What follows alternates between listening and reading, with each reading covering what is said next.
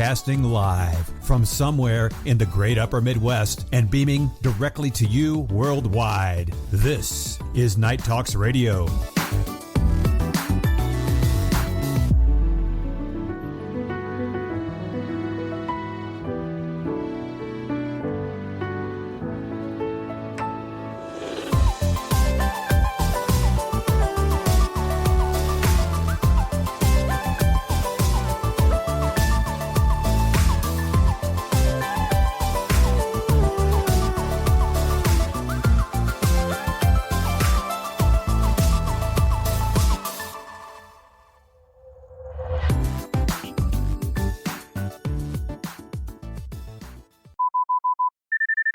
What are you doing here? I thought I'd tell you to go fuck your mother. I thought he was gonna shit. Pow, ping, pow. The fuck is... Gee, I wish I was big just once. You're a big cops. It's really funny. Really funny. What do you mean I'm funny? It's funny, you know. It's a good story. It's funny. You're a funny guy. What do you mean? You mean the way I talk? What? It's just, you know, you're just funny. It's funny, you know, the way you tell the story and everything. Funny how? I mean, what's funny about it? Tommy, no, you got it all wrong. Oh, Anthony. He's a big boy. He knows what he said. What'd you say? You're right. Funny how? What? Just, you know, you're funny. You mean, So? well, let me understand this, because maybe it's me, I'm a little fucked up, maybe. But I'm funny how? I mean, funny like I'm a clown, I amuse you. I make you laugh. I'm here to fucking amuse you. What do you mean funny? Funny how? How am I funny? Not just, you know how you tell the story. What? No, I don't know. You said it. How do I know? You said I'm funny. How the fuck am I funny? What the fuck is so funny about me? Tell me. Tell me what's funny.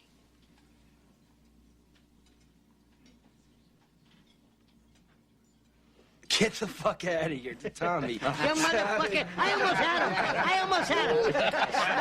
You stuttering prick yet? Frankie, was he shaking? I wonder about you sometimes, Henry. You may fold under questioning.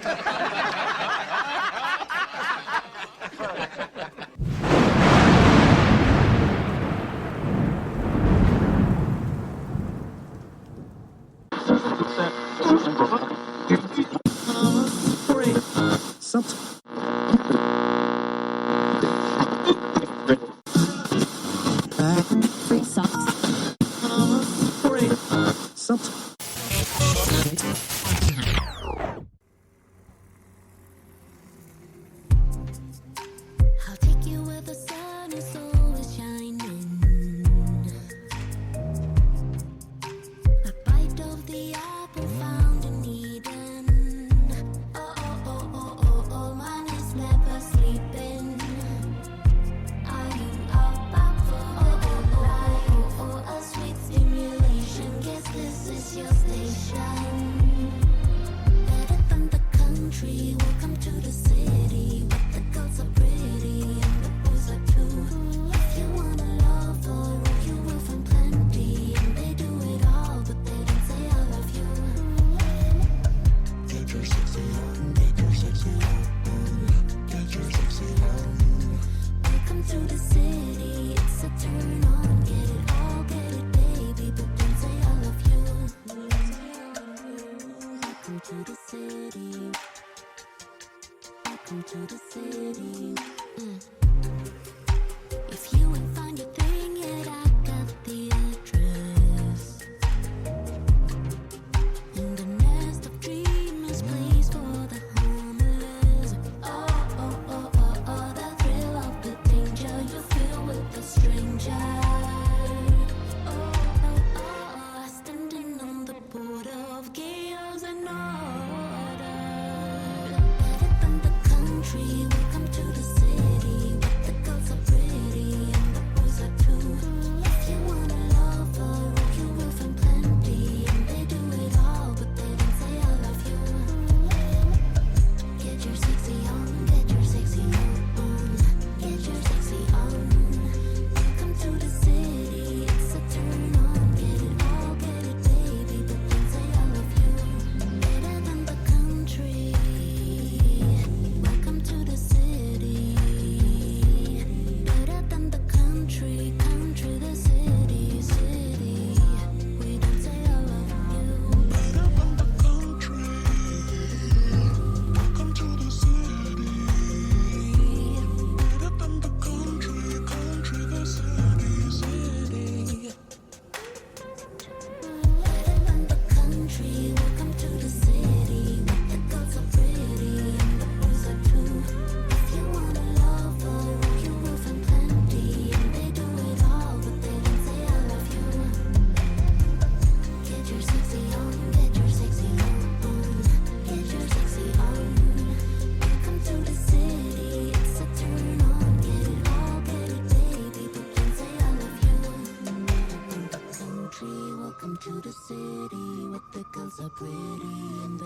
the truth.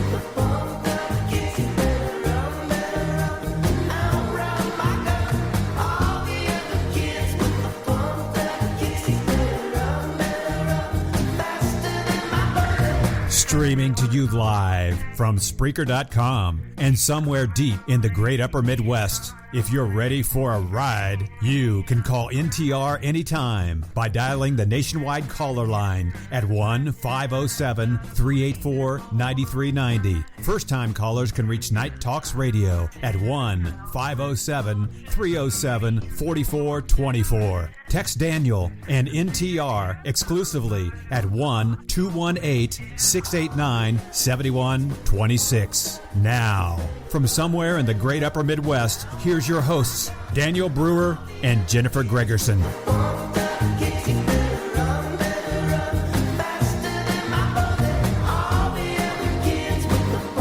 Hello, everybody, and welcome to another edition of Night Talks Radio Live, Sunday night, November 27th.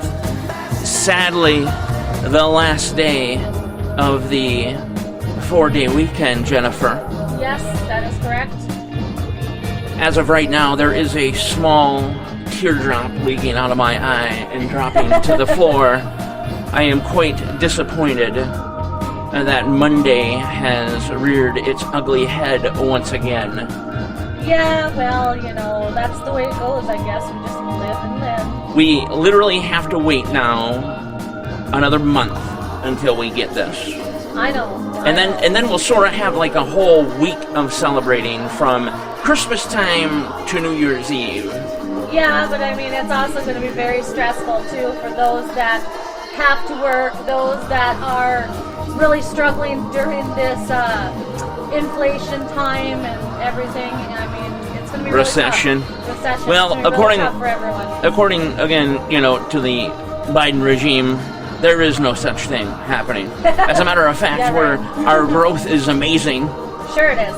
The money coming in and it's just wonderful. People are having zero problems.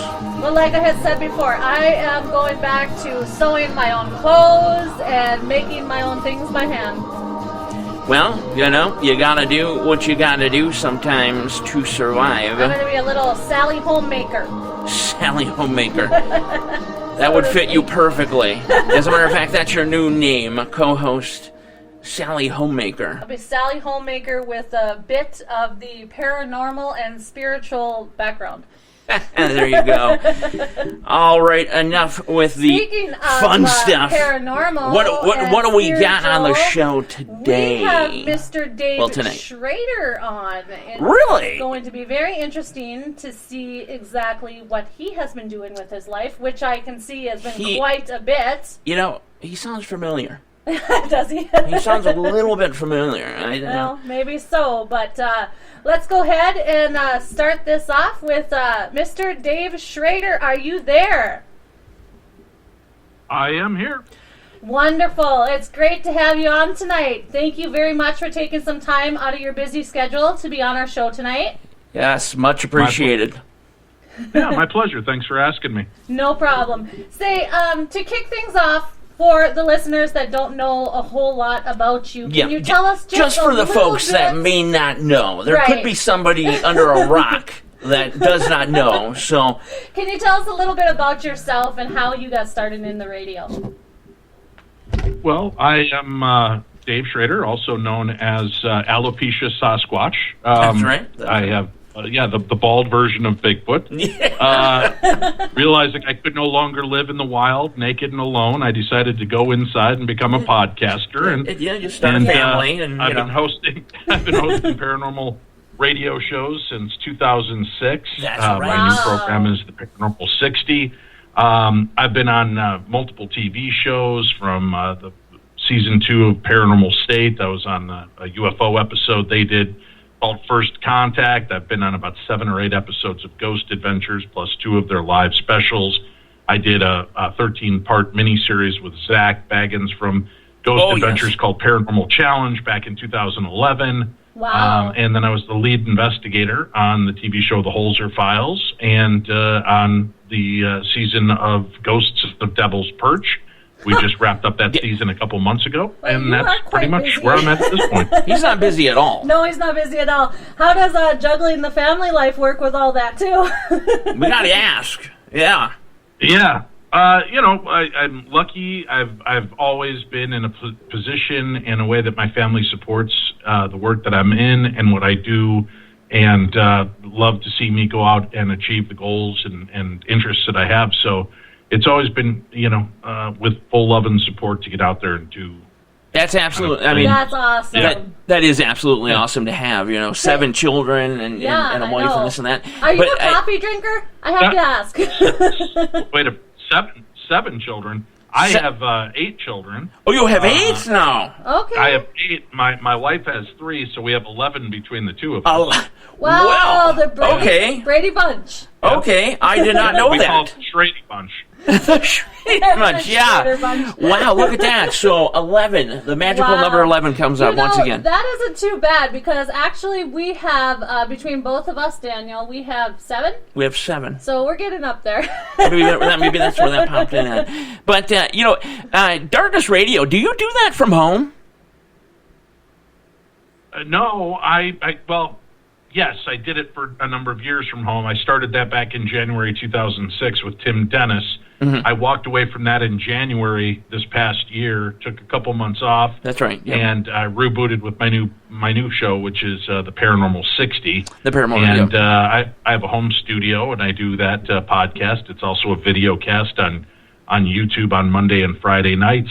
But you can find the show wherever you listen to regular podcasts. You can connect with me and find the Paranormal 60 on just about every platform out there right now. Right, absolutely. And if people want to know how to connect with those shows and podcasts and whatnot, we'll have that up on NTR Facebook, obviously, after the show. Then people are interested in that. Yes. So, go ahead. I'm sorry. If you want to do the show, go right ahead. Just real quick. Since you started the Darkness Radio, how has it actually shaped you as a person today? Well, I mean, I've always had paranormal experiences throughout my entire life, and when I had the opportunity to begin this show back in 2006, it was just an opportunity to marry my 2 passions, the paranormal and radio. That's right. And when we launched with Darkness Radio, we were one of only, I think, 4 paranormal radio shows besides Coast to Coast, pretty much in the United States. And now with the advent of podcasting, my show, The Paranormal 60, there's about 22 billion other paranormal podcasts out I there. know. Yeah. Absolutely. I've been at it for 17 years, so luckily I have people that stuck by me and continue to follow the work that I do. You're and considered a veteran, that's for sure. Right. My ideas and thoughts have changed considerably through the years on what we're dealing with in a lot of these different realms you learn more of the supernatural. Oh yeah. Now have you actually brought something very unique in your radio, opposed to the other paranormal radio shows that are out there right now?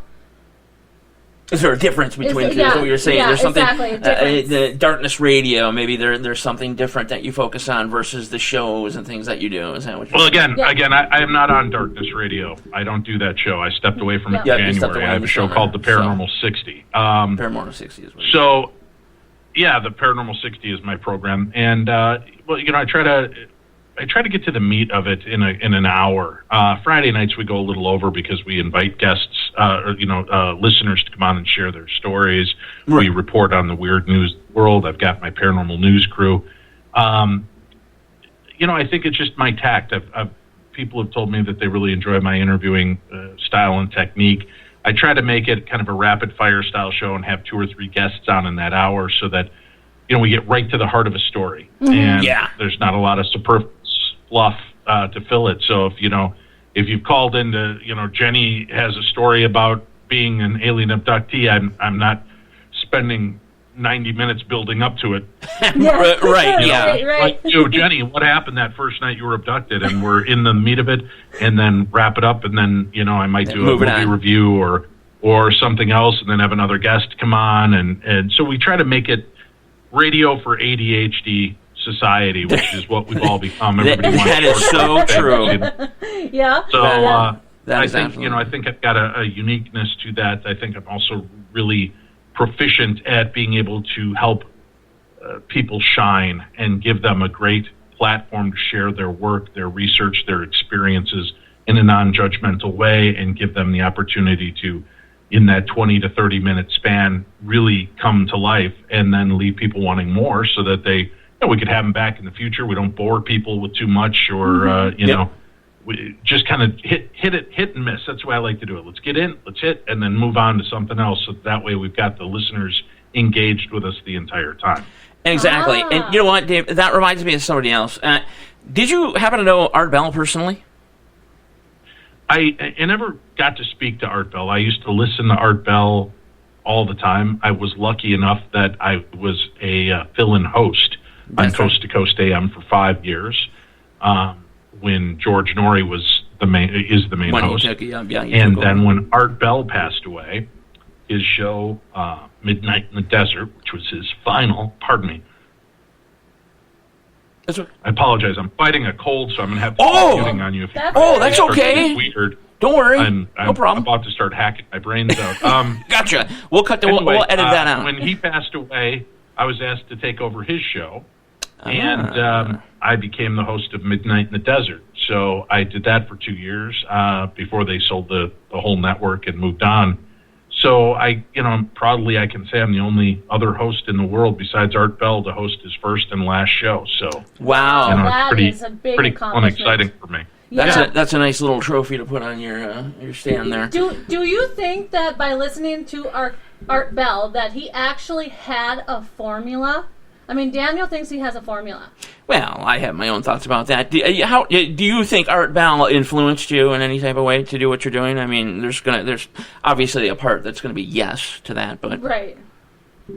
Listen, Art was innovative. He was entertaining. Mm-hmm. He knew how to engage an audience and his guests in a way that I don't think anybody's ever been able to do again. Exactly. Not in that way. Theater of the mind.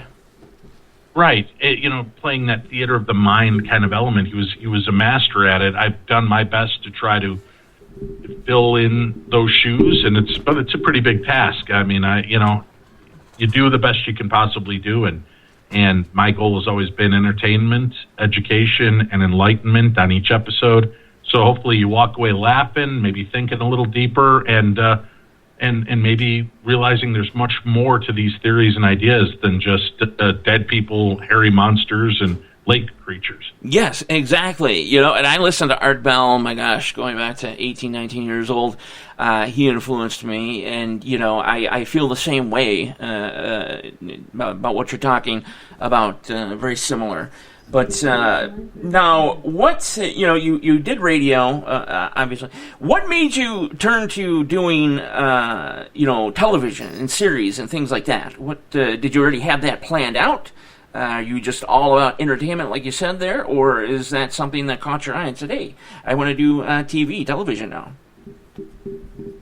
It's always been to feed the beast for my radio career. Gotcha. You know, I took the opportunities because I thought, this would be a great way to show people who I am, the voice behind, the face behind the voice. Although I've been told I have a good face for radio, so maybe it'd be better suited if I wasn't on TV. But I've enjoyed the opportunity of getting out there and engaging in different ways and hopefully showing people a different way to investigate than other shows necessarily have done or lead investigators.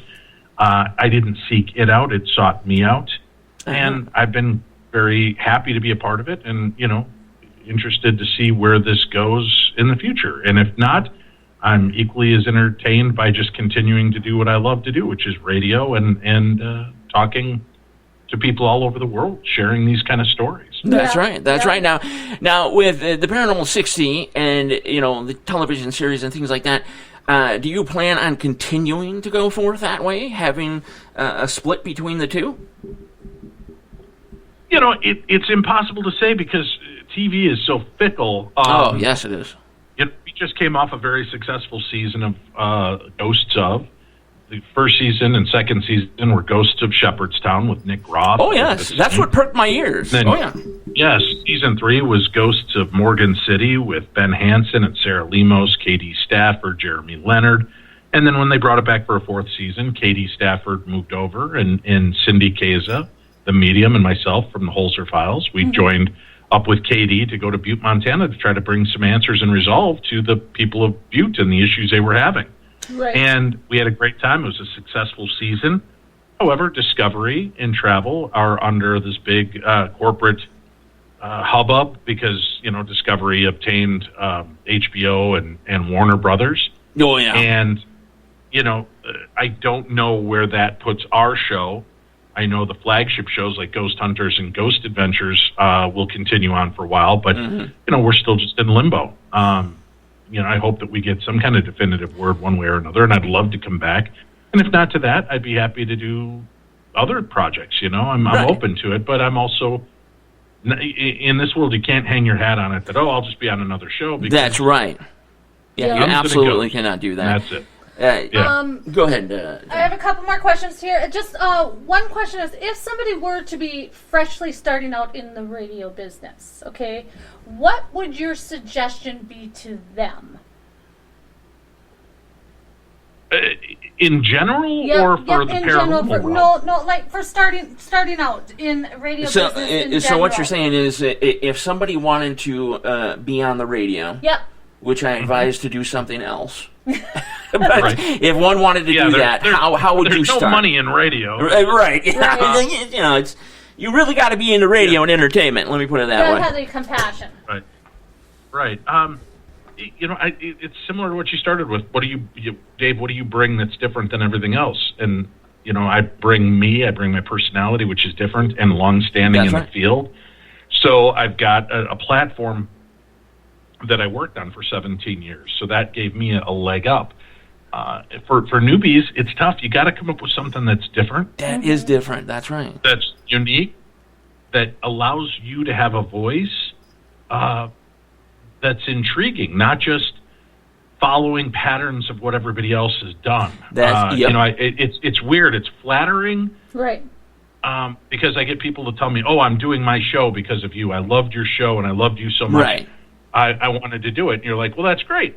But that's just more competition, and then you get more people here. That's a negative thing, you love me so much, just sit at home and listen to me. Just listen to the show. Give me ratings. Don't start a show that's like mine, please. Right, exactly. But, on the other side of it, it's great because it gives people a chance to share their love of this industry with the supernatural, the paranormal, and then in some instances, I know people that have started just playing up entertainment shows because they liked me, they liked my passion for what I did, they wanted to bring passion to something that interested them, and I think that's great.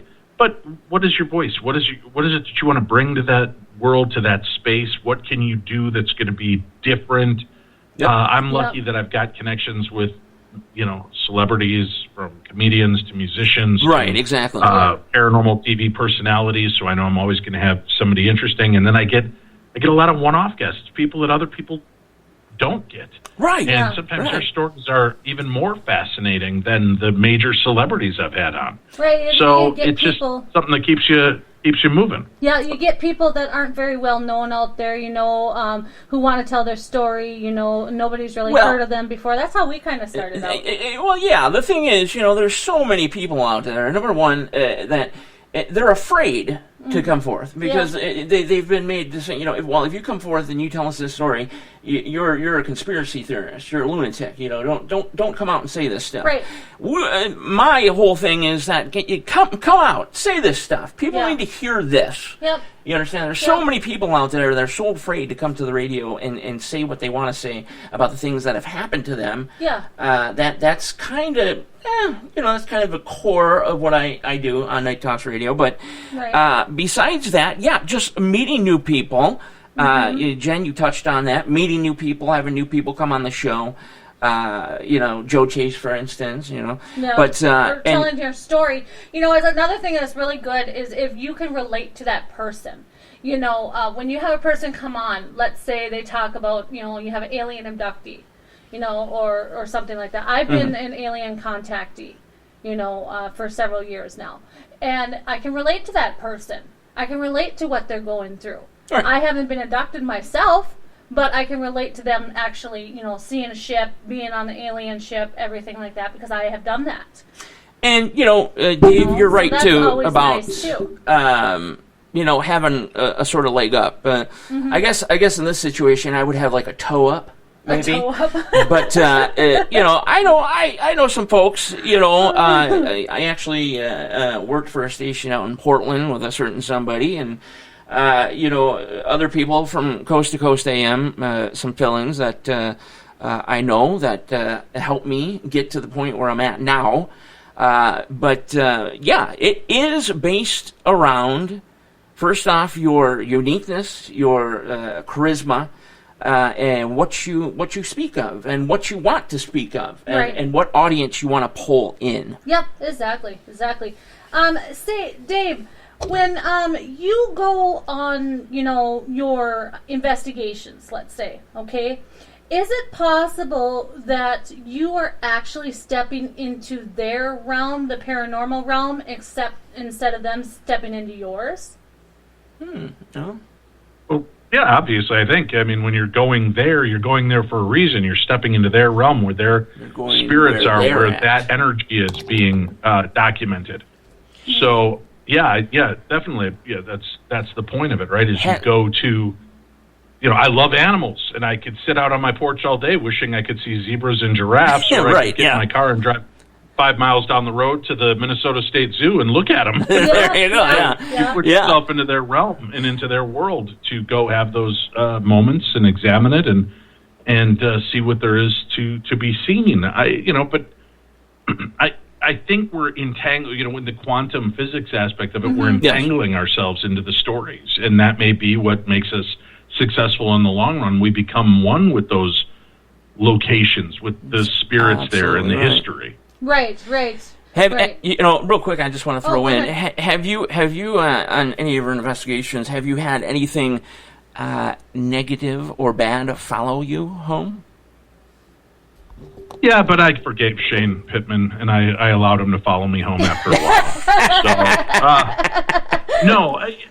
I don't. I'm very cautious when I do events because and locations. I've got a lot of kids. Mm-hmm. I certainly don't want them being affected or impacted by my work, so I do a lot of prayer work. I do a lot of prayer to help the spirits and to keep myself clear.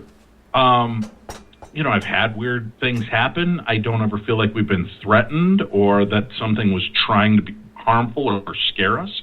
Mm-hmm. It may have freaked us out inadvertently, but I think once you address it and let it know, it kind of cools itself down. Where now you do these investigations and whatnot, which are really, really cool. I'm not going to lie.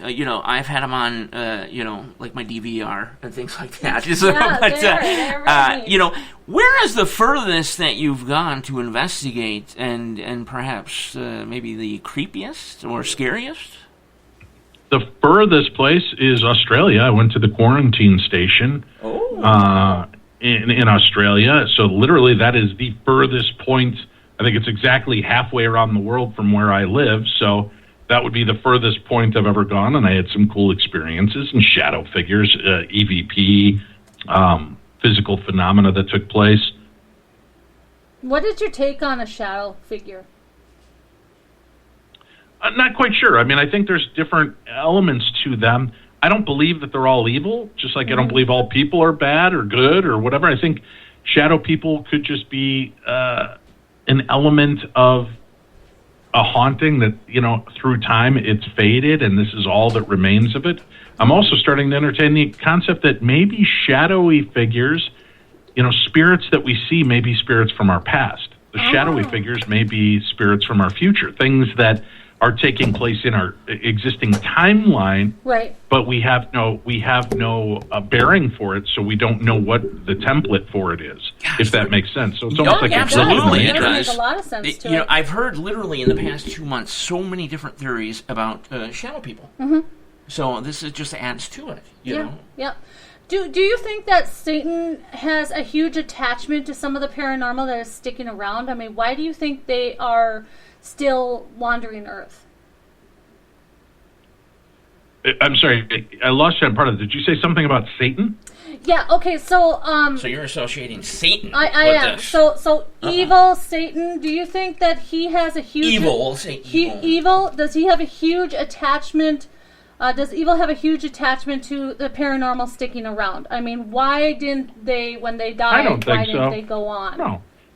I think there's different elements to why activity takes place. I think some of it is time slip phenomena. That's getting into the quantum realm of science, and that's what's going on. So there's nothing inherently evil about that. I think there are places and things where we've been. You know, my childhood home was a place of extreme love and happiness and lots of fun memories. So why wouldn't a fractal, a piece of me, remain there that is in itself kind of an intelligent entity, but it's only a small portion of what I was. And in the house that I live now with my family and my children, and could it be that I leave a fragment of me here and then in the old folks' home that I die in when I'm 211. They'll see my ghost there because I've left a piece of it there. So I think that there's different elements. I'm not one that walks in a place of fear, and I don't give any power to the other side that everything is dark or demonic or evil. It's more curiosity. I think a lot of it is just misunderstood. So I often kind of put it in that vein that, you know, it is what it is. I believe there's evil. I believe there's a very dark element to our world. I've seen it real time. I lost a very good friend of mine and her 2 children to pure evil. I'm sorry. So, you know, I mean, and you know, we lost Mark and Debbie Constantino. That would be easy to pin on the fact that, do you think one of them was possessed when they, you know? No, I just think that sometimes people make poor choices and bad things happen. Yes. And we're all one day away from being the Joker. We're all one moment of miscalculation. Things could be fine one day, and the next day, shit. Yeah. you know, I mean, that's right. Yeah, exactly. Just the way it works. We're kind of only human in a way, maybe. We are only human, and all the things can happen. Do you believe? But not to belittle the whole concept of evil or what you're asking, but you know, like I don't think shadow people are inherently evil because they're dark. I think, like I said, maybe it's just that's all of what is left of that spirit and being that's representative. You know. It's kind of funny that you brought that up because you're right as far as shadow people go, because I've told this story once or twice before on the show, but I'll shrink it down just a little bit for Dave. And when my grandfather was passing, he had hospice, so, you know, he had all medical equipment at home and had a bed there and whatnot. And he would start telling us a few days before he passed away that he would see people around his bed like shadow people. You know, they seemed like they were in black sort of jumpsuits or something. And he would he would tell us to stop bothering him in the middle of the night about everything's going to be okay. We'll be taking you soon. Right. And it's like, Grandpa, you know, nobody was here, you know. And he would say this for about 2 days. And then after those 2 days, he was finally gone. Right. So, you know, what Dave said there, I don't associate shadow people necessarily with what you would call evil either. Right. You know, I give it a nice 50-50 mix. Okay. So when you encounter a paranormal and they are, you know, not very nice to you, you know, like they throw things at you or something like that. Real asses. Are they just trying to, do you think they're like that because they just don't want you in their area? Or do you think that they are actually like that because maybe they can pick up on some seeking attention, bad vibes or something like that? Do you think that I think vibes there's, again, there's different elements to that. Here's the deal. I've said as a human being, I'm a wise ass and a goofball, and I promise that I'm going to stay and haunt my family. So when my grandchildren are playing with the Ouija board at some party, and my granddaughter's sitting with this boy who, you know, is pushing the planchette to make it say scary things to try to get the nuzzle in a little closer. When they ask who's going to be the first to die, I'm going to be the one pushing the planchette towards your boyfriend. There is some very similar thinking between me and Dave. It just means I'm an angry grandpa who's there to make sure this guy doesn't get lucky that night. That's right. I mean, just looking at some of his pictures that I've seen, I'm like, geez, I don't want to put that guy. You stay back and protect your family. Now, are angels possible? Possible. Yes, I mean, do you think that angels around? Are angels good? Well, no. Are angels real, or are they more of? Yeah, there's good, there's evil, but I think a lot of it is I grew up Christian. I have a Christian theology and belief system, but I also think a lot of the things that we have in our life are, how do I want to say this? Something to believe in. What we expect of it, like I was starting to say with. You know, I'd be the kind of ghost that would mess with you. I would be the kind of ghost that have fun with people that are scared in a haunted location. It's easy then to jump to the association of it must be evil because it scared me, just like with shadow people. Yeah. I don't think necessarily that's what their task is. And, well, what about if they throw something at you? Maybe out of frustration. Okay. And you guys said you have kids. Okay, so you tell your kid, take the garbage out. Okay, Mom. Okay, Dad. And then you walk into the room 10 minutes later and it's still sitting there, and they're playing video. I said, take the garbage. Okay, yeah, I will in a minute. Right. Come back 45 minutes later, and they haven't still picked up the garbage. Yeah.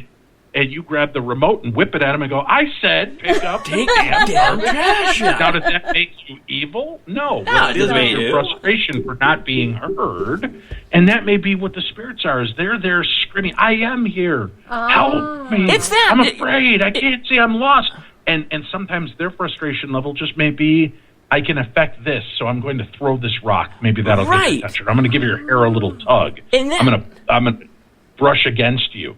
To let you know that they're there. That is the misconception right there. I never thought about that. Is the fact that you automatically, a majority of people anyway, automatically think it's some sort of evil, some sort of madness, some sort of whatever have you.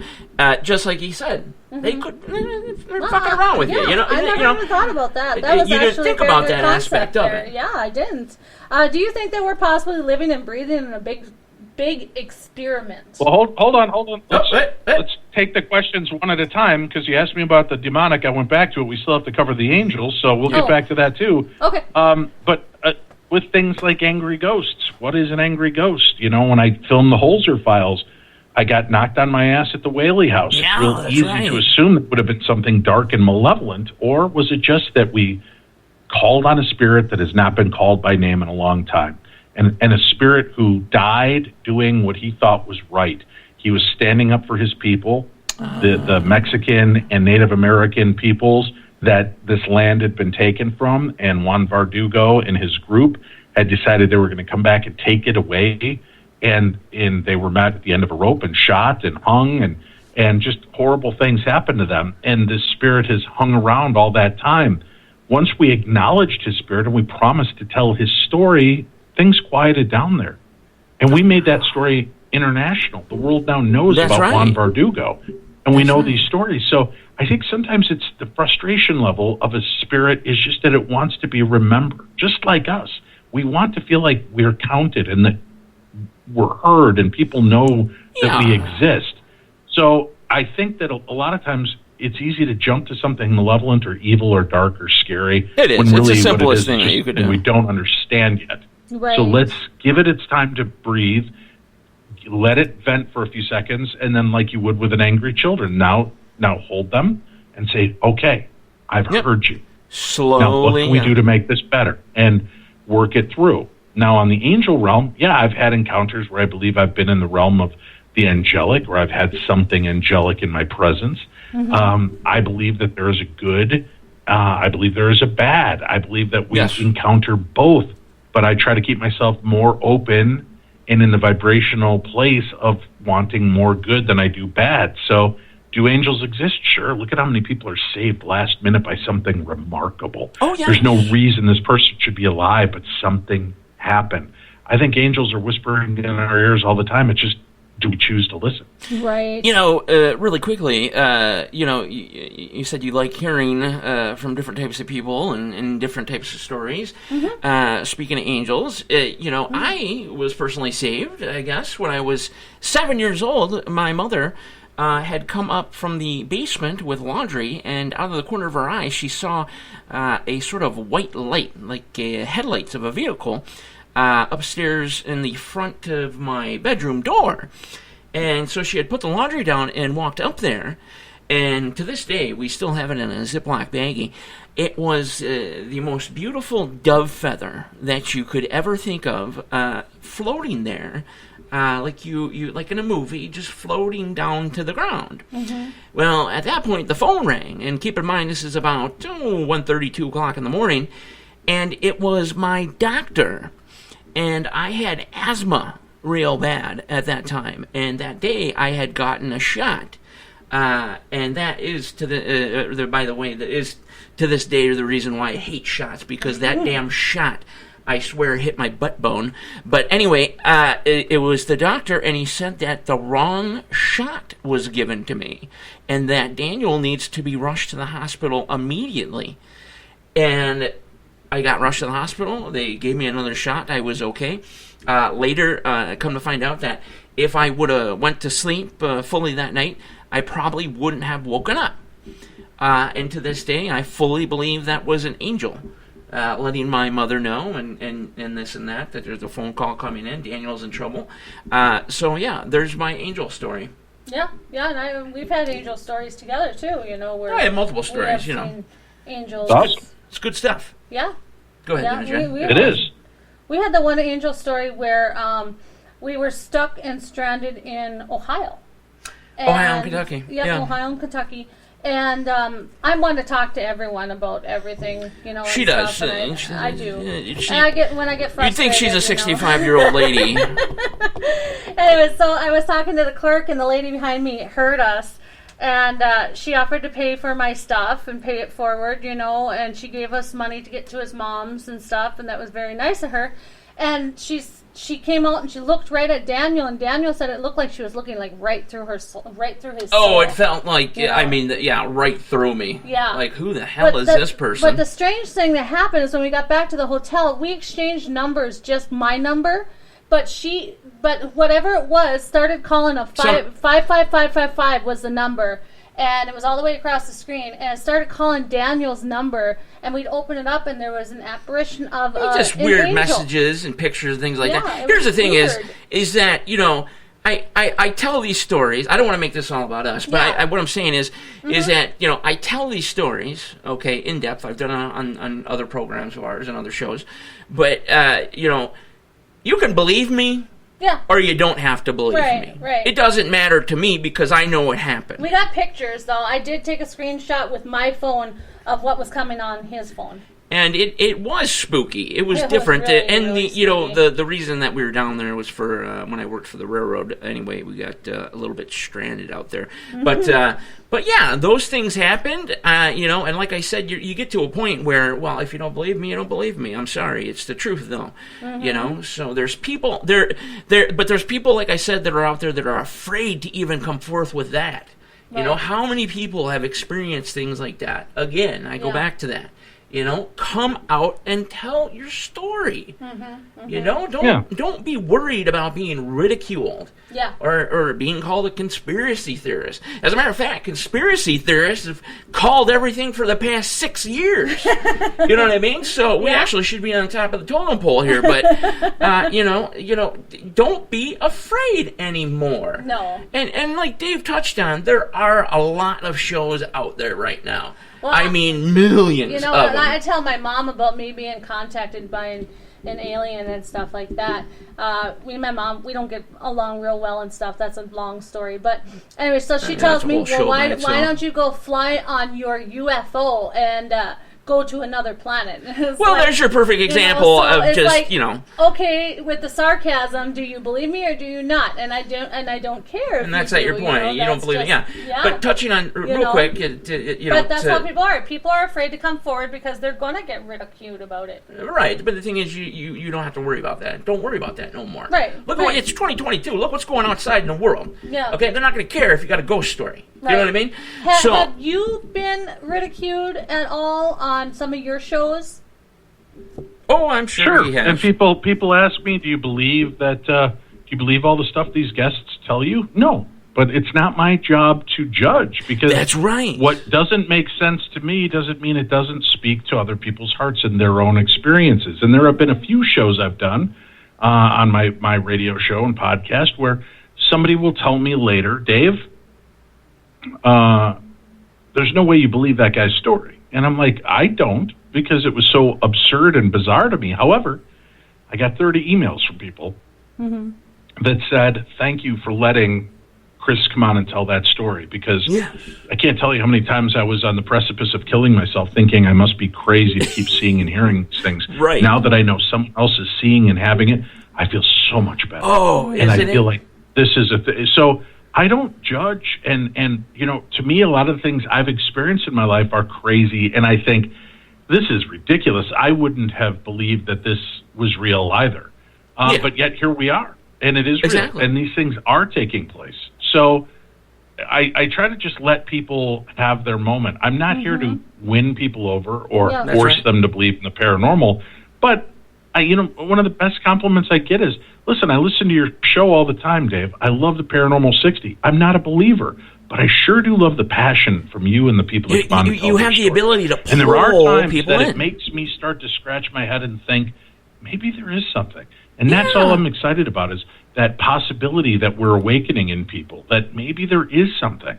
Yeah. I realized that myself, too, when we began this whole thing, going back about a year and a half ago. Yeah. I had, I'd be lucky that I would get to 100 listeners. Well, I really did. I've learned things that I have never known about myself that other people have told me. Oh, the radio world has opened doors for you. My goodness. But yeah, I wanted to finish that comment, though, about having, a million other shows out there.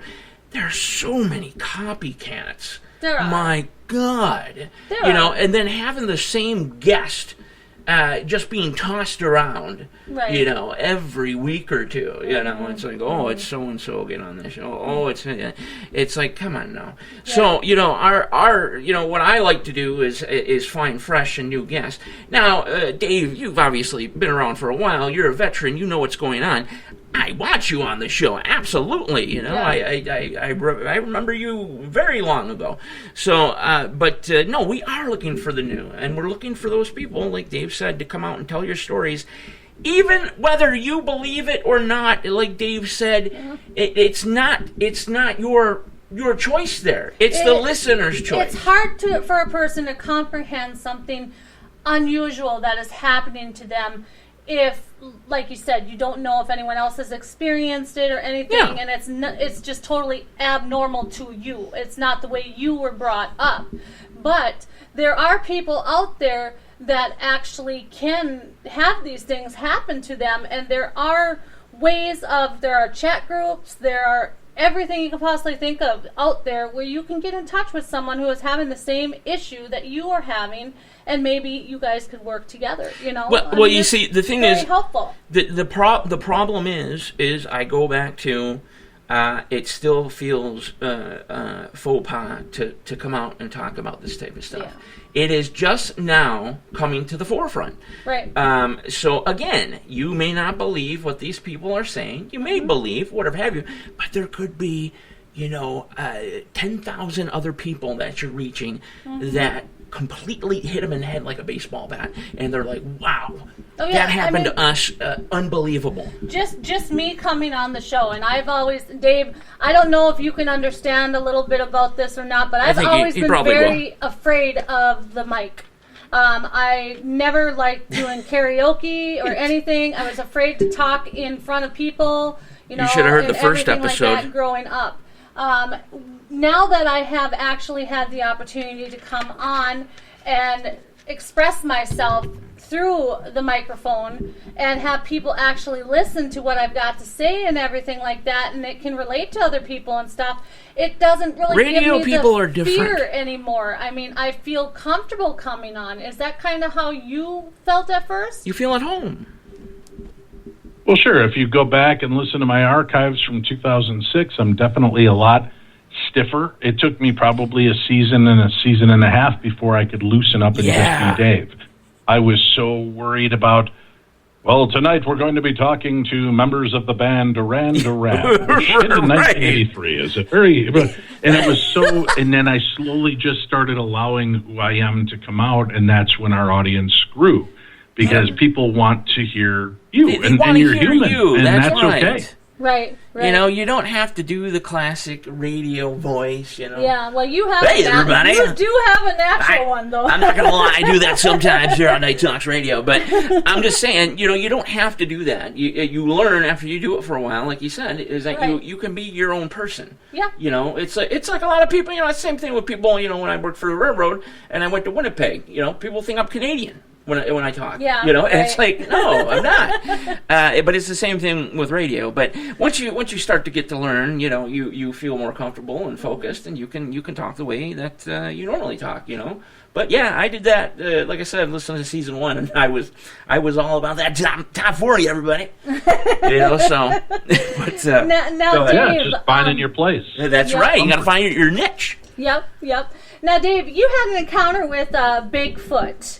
What was the intelligence rating or whatever they say on the Bigfoot is extremely high. Did you kind of get that when you encountered the Bigfoot as well? I didn't get that up close and personal with him, and we didn't play Scrabble together, so I couldn't challenge his intelligence. But didn't break out. I heard. How do I say this? I was 11, 12 years old. I was in Foley, Alabama at my grandparents' property. They had 40 acres of property. Only 10 of it was livable. Okay. There was always something loud crunching around out in the woods. And one day while we were sitting there, we heard it crunching, and all of a sudden something pushed down the top of the bush at the far end of the pond and looked over at my cousin and I, and it had a very dark inset face and long kind of darkish gray hair. Did you say insect face? I'm sorry? Did you say insect face? No. Inset. Gotcha. Okay, gotcha. Dark inset, so like the hair, the brow was kind of protruding. I see now, yeah, I misheard. Back, and it was very dark face, and it's it just stared at us, and my cousin and I ran to the house screaming like idiots, and we kind of thought, this is probably my dad or my uncle being out there trying to freak us out, screwing with you, and maybe that's what it really is. And we got to the house, and they were all there, and they grabbed their guns and went out to check the woods. I don't know that they believed in Bigfoot or not, but they believed something was out in the woods enough to freak us out effectively, so they went to go check on it. Yeah. And did you ever encounter them again? Nope. Wow. Nope. And I'm not a big outdoors guy. I tell everybody I'm an avid indoorsman. Outside that's is very kinda- yeah, pokey, it's me. dirty, and things that want to bite. So I just figure I'm safer inside. I'll let I'll let everybody else do the outside work while I do the inside work. Well, Right. you can get... I'm watching on TV. You can get bit inside, too, Yeah, there's things you can get. You're still better off inside. I agree with Dave. Yeah, I could drown inside as well. I could drown, yeah. Likelihood is much tub less or something, or the than sink, if maybe. I'm walking on a crappy bridge over some roaring water. So Right, exactly. I kind of did that my whole entire life. I walked over a really, really steep bridge that was having pieces missing. Just and a rebel. like that, so Just a daring rebel. it doesn't Northern bother me. Minnesota, everybody. I would rather live vicarously through you and how knuckleheaded you are to be walking exactly. than to be the guy out there doing it myself. That's it. Yeah, Yeah. that's why I watch Naked and Afraid and things like that. That's where I get that stuff from. I'm gonna stay I'm gonna sit on my couch. Yeah, that's when you watch Naked and Afraid. Yeah.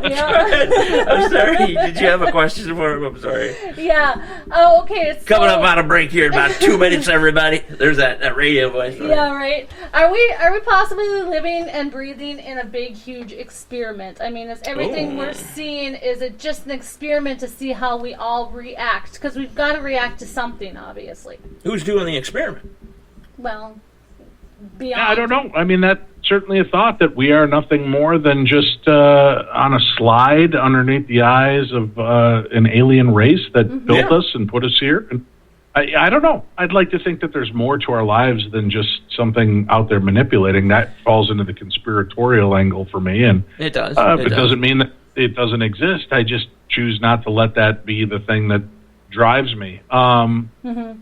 It's interesting. It's definitely an interesting thought and something worth kicking around. But not that I can't say that I believe that that's necessarily truly the case. I think we're much more than that overall. I understand. Yeah, to end that real quick, I think if people, most people believe in God, I think if people were to find out, and I'm not saying this is the truth or anything like that, but if they found out like a God didn't exist, for example, and that we were here for absolutely nothing, there is no point to us, I think it would just be pure mass chaos. People have to have something a reason. They have to have a goal. Yeah. The goal being perhaps heaven or whatever have you.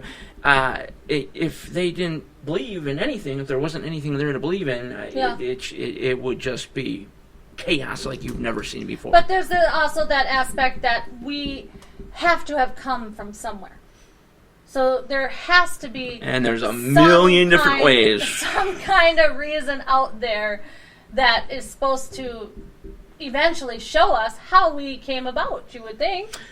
Well, you would think. I think we should. I think we should touch on that a little bit more after the break. Dave, you going to hang out with us for another hour? Yep. Okay, excellent. Sounds good. Jennifer, what do we have coming up in the third hour? Are we going to be touching on some new news and things? Well, I really haven't seen a whole lot of new news. It's all the same stuff with the political. Well, there is some stuff I want to touch on. But I do think that from yesterday's episode, we did not touch on a lot of things about what your theory is on this nuclear war now. Yes. Plenty of things. With what you think maybe is going on in the Taiwan situation. And also the fact that why are we seeing more and more videos out there about preparing for disasters? Absolutely correct. As usual. We'll be right back, folks. Dave Schrader is our guest. Sunday night. Night Talks Radio Live. We'll be right back.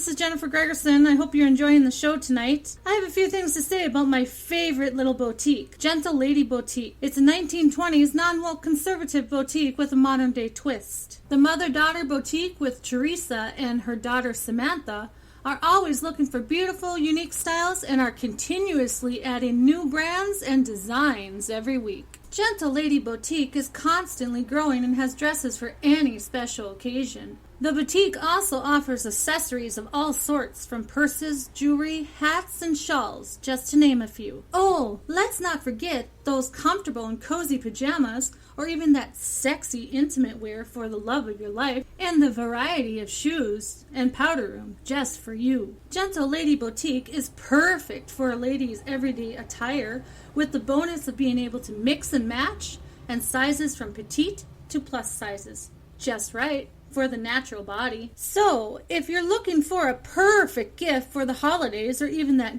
gorgeous special outfit for any occasion, Teresa and Samantha have your best interest at heart. Just head on over to GentleLadyBoutique.com because Teresa and her daughter Samantha have teamed up with Night Talks Radio and NTR Daily to not only bring you these amazing pieces of clothing and accessories, but they have also included at checkout exclusive discounts for all NTR fans and listeners.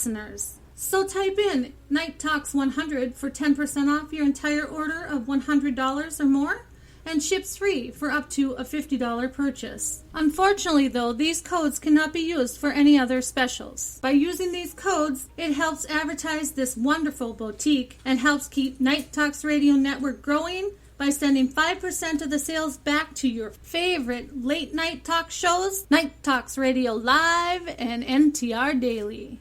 So once again, check out these outstanding products, show off your new look, and have fun with GentleLadyBoutique.com. And tell them Jennifer from Night Talks Radio sent you. Shitty car, but we hit the road. Doesn't matter where we go and destination unknown. I don't care where the motor stops, cause when I want it, then I want it. Yeah, I want it, oh I want it, let's go. Look around, where's the people at? I want a taste of the good life. Hit me with it right now, I'm in it. Cause when I want it, then I want it. Yeah, I want it, oh I want it, let's go. And I won't look back, yeah. I don't care about the bad shit back home. It's Cincinnati, baby, I just wanna let it go.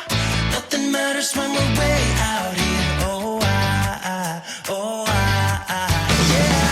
Maybe I don't have to know your real name. I'm just addicted to the way you take the pain away. Nothing matters when we're way out here. Oh, yeah. Cincinnati, baby, Cincinnati, baby. Say, yeah, Cincinnati, baby, Cincinnati, baby. It's 2 a.m. when we close the bar, but we're in the get-go. Next place, give me someone. I could dance with you beneath the stars. Cause when I want it, then I want it. Yeah, I want you. Everything stops when you move like that. And I wanna get in close to you. It's what I'm gonna do, cause right now I'm in it. I feel kinda dizzy when I'm staring at you. And I won't look back, yeah. I don't care about the bad shit back home. It's Cincinnati, baby, I just wanna let it go. Nothing matters when we're way out here. Oh, yeah. Maybe I don't have to know your real name. I'm just addicted to the way you take the pain away. Nothing matters when we're way out here. Oh, yeah. Cincinnati, baby, Cincinnati, baby. Cincinnati, baby, Cincinnati, baby. Everything stops when you move like that, yeah. Everything stops when you move like that, yeah. Everything stops when you move like that. And I wanna get in close to you. It's what I'm gonna do, cause right now I'm in it. Yeah, I'm in it. I don't care about the bad shit back home. It's Cincinnati, baby, I just wanna let it go.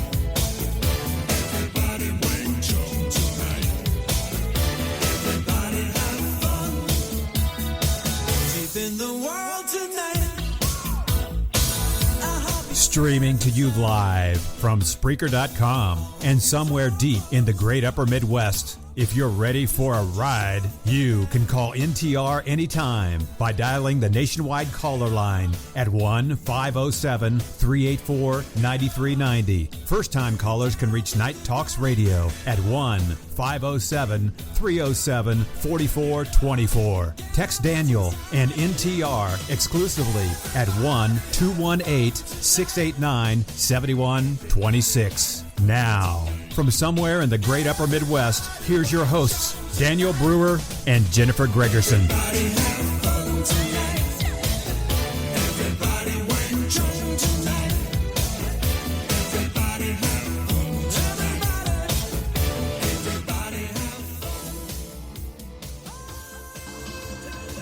Welcome back to Night Talks Radio, live Sunday night, November 27th.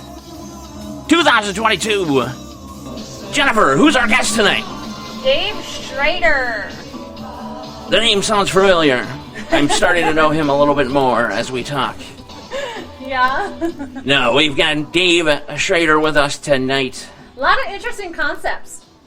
A lot of interesting everything when it comes to Dave. I mean, it's just an amazing show so far. I absolutely very intrigued. Good, I love it. Good job, pumping up your own show. Well, I'm not pumping up my own show. I'm just saying that he's doing a very good job. I mean, I Dave, really like the content that he has for us. Well, let's bring Dave back in and tell him that. Dave, you're doing a really good job on the show. Well, thank you. I hope I passed the audition. I think you made it, just barely. All I was saying is it's it's an awesome show tonight. It's very intriguing. I like the content that you have to give us, and I like the concepts of. I never even thought about the paranormal actually could be possibly that way. Even to think that way. You know why I picked you as a co-host? Because you're just straight up honest. Me? Yeah, you're just boldly honest about everything. Is that bad? It's not bad. Everybody thinks she's honest. Exactly. It's not bad at all. I mean, she is brutally honest. Oh, you know what I mean? Yeah. And that's the magic part of Jennifer Gregerson. Yeah. But I have to deal with the egg-shaped head of yours all the time. So come on. Hey, I'm being brutally honest. That's a low blow here. What was this? A kid's show? Come on. All right, but anyhow, let's pick up where we left off. I know we were talking about a multitude of things. We were talking about a lot of things. We were talking about how we could possibly be in a big, huge experiment. That a lot of people think that, Well, that whole God thing. Dave, do you believe that people out there, they have to have something to believe in? Sure.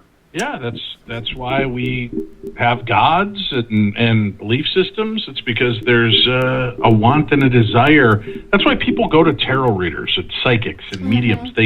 Listen, nobody wants to believe by themselves. They want somebody that helps them believe in something and help me put me on the right path. Well, God says this is what you should do. See, then that's what I should do. Mm-hmm. It's sad that we as a people can't just say we should be good because that's the right way to do things. To be, yeah. So it's just that's kind of where I'm at. Right. But I don't think it's a bad thing. But look, I mean, Moses is leading his children across the desert. And he goes, all right, listen, I'm going to go up and have a little talk with God. I'm going to commune with God. I'll be back down. Yeah. He's up there for a while. They freak out. They start praying to calves, golden statues. Right. It's like, something lead us, right? Jeez, give me that idol. True. Yeah. True. Yeah, we do have to have something to believe, I think, in this world. Oh, absolutely. Do you think that our the way our evolution is going and the way science is going, do you think we'll ever find out how we came about? How we came to be? Yep, how we came to be. As human beings? As human beings. I think they're figuring... I think they're figuring that out slowly. I don't think anybody believes that it's just that we're here by accident. I think there's some of that belief, but then even science is saying there's things about us that don't add up. Yeah. And I don't know if you guys are talking when I'm talking because I just hear fragments of sounds, and I don't know if it's my own echo or if I'm talking over you. And if I'm talking over you, I'm sorry. This Skype kind of works like a walkie-talkie. When one person's talking, it doesn't allow the audio through to the person that's in the midst of speaking. So if I keep interrupting you, I apologize. No, that's all right. okay. You That's can go okay. ahead and tell us what you were saying. I lost my train of thought. Shoot. You know, What was your question? Okay, my question just redo the question. Science is looking at different things and concepts that there are parts of us that don't seem natural to this environment. Right. And where do we come from? Listen, now they're finding out that we may be more closely related to sharks. Humans and sharks may be much more closely related than you would have ever thought before. Wow. So we're constantly learning our place in the universe and on this planet. But I don't think we're meant to know it all. If you knew it all, if you knew without a shadow of a doubt that you could be reborn into a new life and that this was just a stopway onto the next, suicide rates would go through the roof. Oh, my goodness. People that are angry, that would be the end of it. They just bail out. Because I'll reboot the system. This sucks. This life's horrible. Right. I'll Right. reboot. Yeah. But it's that constant worry of, well, maybe there's nothing. So I'm going to hang in a little longer. And that's part of, my fear of death is what I believe has kept me alive as long as I am, because I've been afraid of death. And I've fought depression and anxiety my whole life. I attempted suicide in high school. Oh, no. Thankfully, it didn't work. But there are others that don't have that deal. But what keeps me thinking is, hey, the fear of death is what's kept me alive. Yeah. Yeah. That's, I would have to agree with that. Yeah. Fear of death. Yeah. Do you think that we're eventually going to be able to live on other planets? Yeah, I don't think we're that far off from that point right now. I Getting just think closer. they're trying to figure out how we can do it and do it safely. Yeah, do you think our body chemistry will be able to live on other planets? I mean, or are we going to have to be like walking around in a suit for the rest of our life? I'm sure we'll have to I adapt. think they're going to find ways to fix that, but again, I think we're probably another 100 years off or so from terraforming other planets. But they also say that within the next 100 years, we're probably going to get hit by an Earth killer. Yeah. An asteroid. So I'm sure that's part of why they're looking for other places for us to exist. That makes sense. It seems the past couple of years there's just been so much talk since Elon came about with SpaceX, working with NASA and other companies and things like that, ES. But just out of nowhere, it seemed, making these hotels in space and things like that, and launching points from the moon. I mean, talking big time stuff. Right. And it just so happens to correlate with Apophis, I think. Yeah. Because if you were to look at the chart that rates, it's a scale. But they have said that it's not a threat anymore. Well, that's what they say, but Right. NASA has also said the thing in 6 months, if you have a house that you're paying mortgage for and a brand new car, and I told you in 6 months it's a fact that your house is going to burn down, your car is going to be destroyed, everything you have is going to be gone, are you still going to pay your bills and do the things that you need to do? Right. Absolutely not. And she turned around and had a little smirk on her face and walked away. Yeah. So that tells me right there, wow, they're not going to tell us shit. No. So it's kind of funny, though, like I said, how this is moving so rapidly. Yeah. What happened to the late 90s, the 2000s, the teens? Where was this big jump in effort about going to another planet, going back to the moon, all this and that?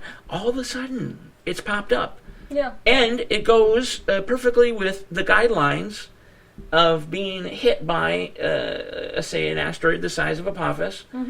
And it's just, it's unique to me. Yeah. It's interesting. Do you think that quantum physics, when it starts Here we go. actually, like, blowing up, let's say, do you think that's going to help us with time It's the hip travel? thing.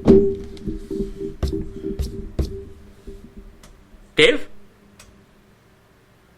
Hello? Yeah, you're there you bumping and bumping. It's hard to hear you, so I wasn't able to follow your question very well. Oh, my gosh. What is With going on? quantum physics. Sound like you were banging your microphone almost, so I apologize, but go ahead and say it again. Probably. You know what it is? Physics is what? I hit my desk. Yeah. With quantum physics coming out, do you think that's going to be an opening to time travel?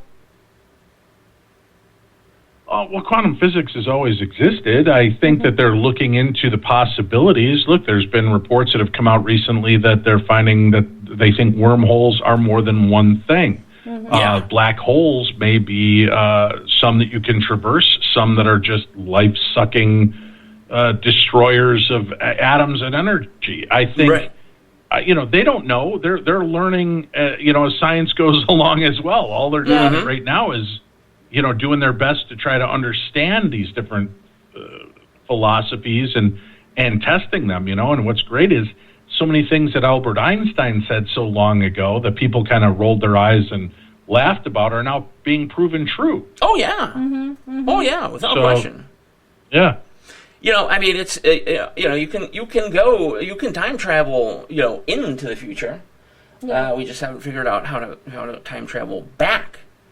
Well, when a person has a near-death experience, when we talked to the near-death experiencer that we had on the show here just a little while ago. Oh, yes, one of 1,000. They talk a lot about when they die, they go through a tunnel.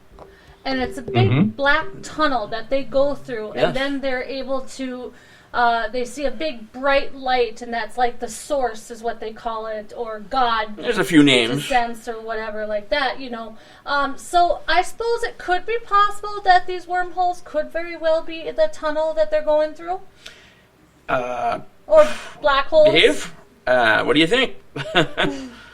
Again, I don't know. I'd just be talking out of my ass, I'm yeah, that's kind of what I do most of the day. I don't have a good understanding of what is really taking place, so it would all just be conjecture and guesstimations. I think there's a lot of amazing things going on in and around the world, and I think that we're still in our infancy of understanding it.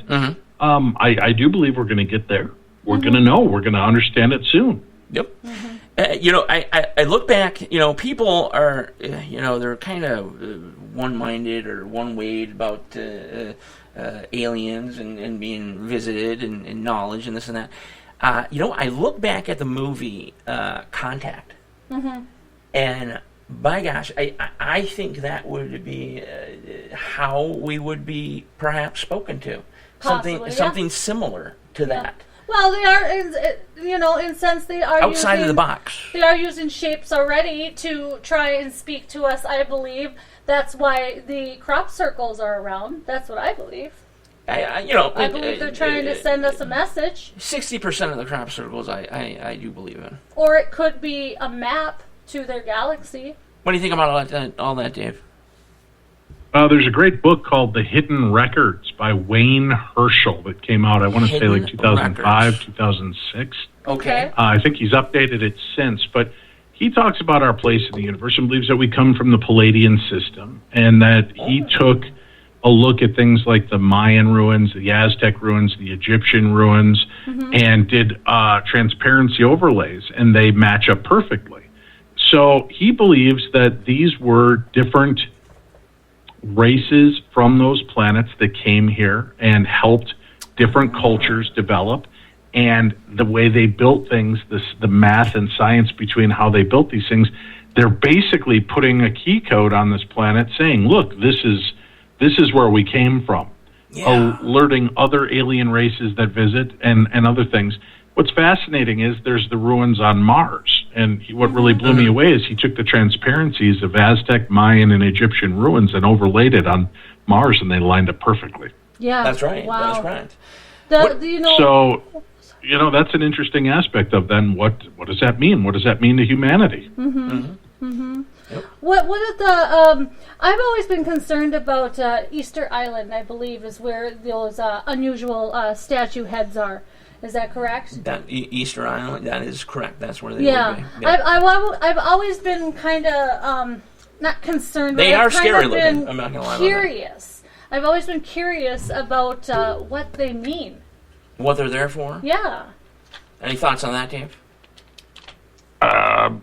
None. I don't know. I think some things are just statues. They're gods. They're imagery of things that we're letting, that we paid homage to. I don't necessarily think it's necessarily anything dark or evil, and maybe it was just an art installation for the ancients.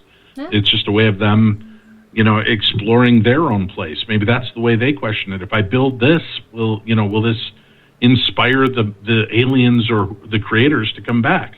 Right, exactly. Yeah, true. Yep. I know being on the radio, we get some strange phone calls once in a while. Can you tell us a couple of the strangest phone calls that you have ever encountered being a radio this is gonna host? Be fun. Well, again, then it's defining what is strange. That's tough for me because I'm. Let's detail that more. Okay. I had a guest on that was really fascinating. She had a write-up that was she had been in contact with Satan in a human form. Ooh.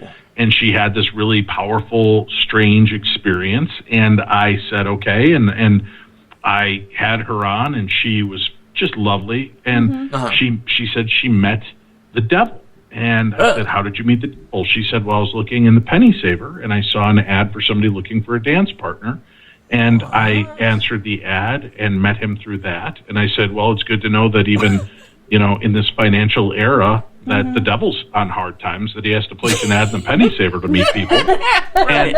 And we had a great conversation, and it was completely loony, completely weird sounding, but she was so charming and affable that it almost made you believe that what she was saying was real and that she really believed that she'd seen and been and done these things. So that, to me, was fascinating. I've had people... what's loony? We were talking one night off the cuff about, I think, Buddy Holly's death, and there was a conspiracy theory that maybe Buddy Holly was dicking around with a gun and it went off and accidentally killed the pilot, and they found a bullet hole in the back of the pilot.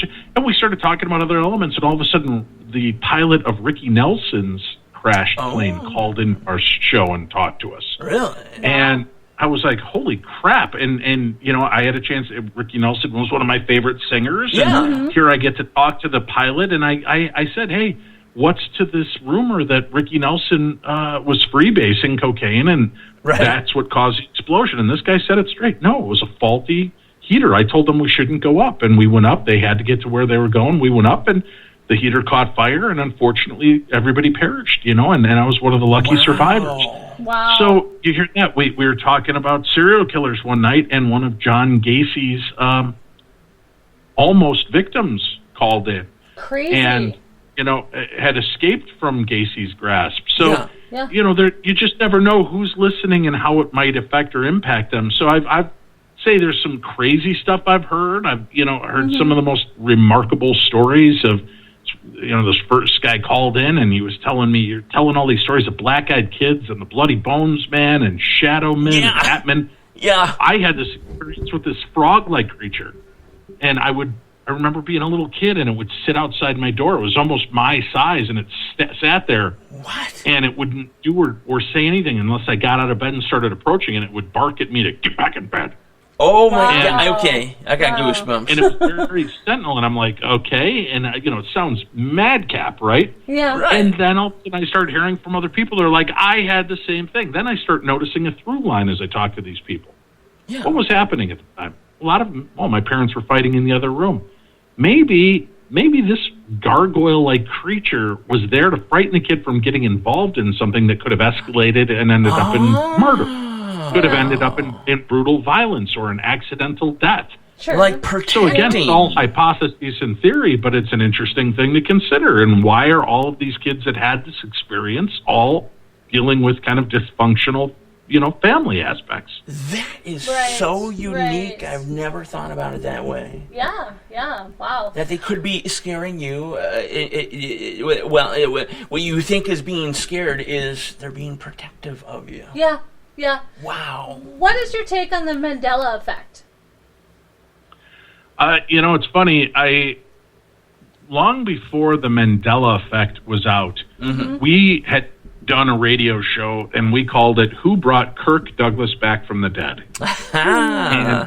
That was my theory, and I said I have this strange memory of Kirk Douglas suffering a massive stroke in the late '80s, and within a year he died. And I remember Michael Douglas in a blue blazer and mirrored sunglasses. Oh yes.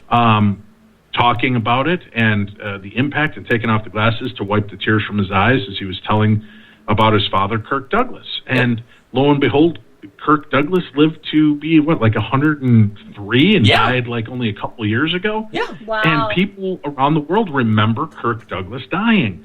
So that's what we did. Fiona Broom, I believe is her name, the witch out of Salem, she created the term the Mandela effect because people remembered Mandela dying in prison, when in fact we all know that he survived prison. But people have these interesting memories. Are they false memories? Are they real memories of another lifetime? I've often thought, and this is kind of what I've equated it to, is maybe what happens, some of these things are just misremembered, right? Like everybody claims Humphrey Bogart makes the statement, "Play it again, Sam," in the movie Casablanca. Well, that could be because Woody Allen created a movie called Play It Again, Sam. So we remember Woody Allen saying that. And what was actually said was, "You played it for her, now play it for me. Play it, Sam." That's the actual words that were spoken. But we remember the shortened version. We remember "Play It Again, Sam" because that was the movie title. We remember things in certain ways. Right. Well, Berenstain Bears, Berenstain. Yeah, what do you we make were of that? just talking about that. That's an easy one because they've misprinted. There are copies of the VHS tapes that came out when I was a kid. Yeah. And the box says the Berenstain Bears, and you pull it out, and on the label it says the Berenstein Bears. That's correct. And it was just a misprint, so it created a false memory. Yep. But there are things that go beyond that, like my memory of Kirk Douglas dying, and many people recalling it in the exact same way. So here's my theory. I started running with people on that, and I started, have you had many near-death experiences? Not necessarily the way, where you died and they lost your heartbeat for 2 minutes. Right. But maybe you were in an accident, you should have died. Yeah. Maybe you fell in the water and should have drowned, but at the last second something saved you. And they're like, I go, what if you did? What if you died? What if you died in that reality and your consciousness just slipped over into this universe? We were just talking about that. So now you're kind of, the Bible says that we get to live a long life. In the Bible, people were living to be 400, 500, 600 years old. Maybe we're supposed to have a much longer lifespan. But we're idiots, and we keep dying and rebooting, and maybe our consciousness just taking a step to the left to continue on to the next level. Well, I was going to say, for instance, Dave talking about that, Did I just break you guys at the same time? All I heard was, you kind of blew my mind fuse for a second there. What I was going to say is that, for instance, Dave talking about that, he could be, dead in a hospital bed right now somewhere. You know what I mean? Yeah, the dead theory. How we were talking about the dead theory? Yeah. 7 seconds to us, but an eternity to him. Right. And then, of course, the Mandela effect really became prominent again and grew after CERN was turned on in 2020. I'm sorry, 2012, I'm sorry. And that's when the Mandela effect started getting, more and more known about. Right. So it's almost like something did happen, perhaps, with CERN and the Hadron Collider causing some sort of black hole, a mini black hole, and maybe we're really not here. I don't know. What is your take on that one? This is just our soul, our consciousness, our brain, thinking that, and this is what we're doing. Well, but we're not actually here. Dave, what do you think about that one? I don't know. It's all interesting. But again, I started my show back in 2006. We started talking about Kirk Douglas in 2008, so that predates your 2012 theory of the Mandela effect. Oh, yes. So, there's different elements of it that it's hard to say. There's interesting aspects and questions, but that's what keeps this field so fascinating, is that there's always another question. There's always another way to look at things. We could very well look at it as you were saying a little bit about how it could be in dealing with the past, a past life. This could very well, the Mandela effect could very well have been a past life thing where in your past life that person actually did die. Right. It could be glitches in, just in your thought process, your memory, your soul, or whatever have you. Every time you die or pass away, it's a glitch, and you have what we call the Mandela effect. Is your brain thinks something happened when it didn't, or you saw something when it didn't happen. It's your brain glitching. Every time you've passed away from the beginning of human history. Yeah, the thing that really gets me, that fascinates me of all time, is when we are a baby, when we're first conceived, okay, we're just a little tiny pea, basically, or whatever. How do we actually grow all the way to, an infant? That's the thing that has always fascinated me. I don't know. It just fascinates me. How is that possible? Dr. Dave. Well, there's enough. Schrader, There's enough film out there and video that'll explain it. See what I mean? We could. But there's enough out there that'll help you understand that. Yeah, that Uncle Dave doesn't have to be the one to share that. But I can understand that because I've replicated enough times to know that that's a real thing. It's not a mystery. It's not. It is interesting. It's not black magic and science. It's real. Yeah, no, but it's interesting how we can go from just a little tiny pea to basically like a big, huge. If you just joined us, we have Dr. Dave Schrader on the show tonight. No, but I understand where you're coming from. It's very interesting. It just blows my mind. It blows my mind. I am a mother of 6 kids. 7. Well, okay. Yes. 7, soon to be 7, yeah.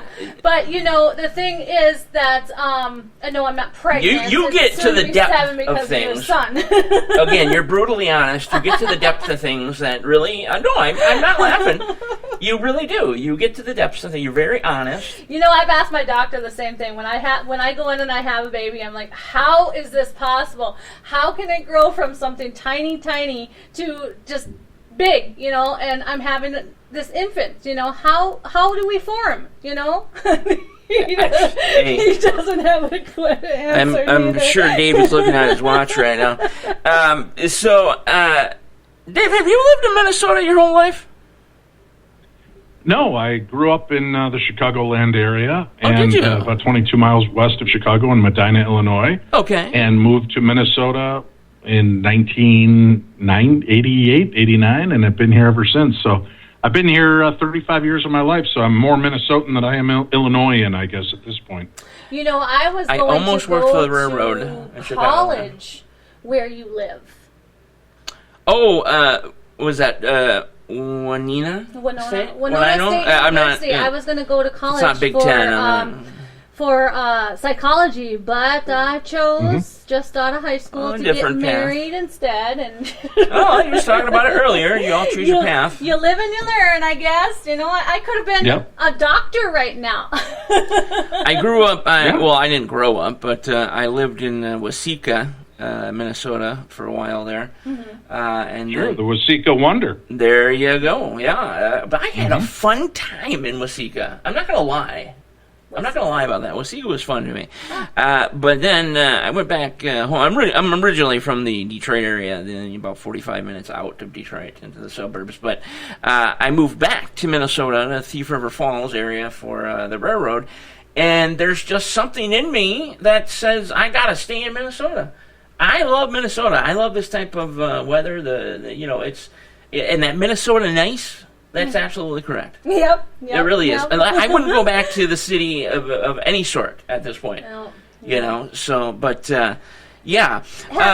Go ahead. Sorry. Have you ever investigated the UFO encounter up here in Warren, Minnesota? No, that's something I do want to get out and look into, and I'd love to go see that sheriff's car. I'm fascinated by that story, but no, I've not yet made it there. Kind of like living in Florida. Disney's right down the street, but you live there and you always think, I'll get to it eventually. Right. Yeah, how many miles away from that are we now? That's right down. We've never been there neither, and we're only about 25 miles away. About 25 miles away. And, we've done stories on it and this and that, but we've never actually. We were going to do it during the fair, the county fair. And we've never been there.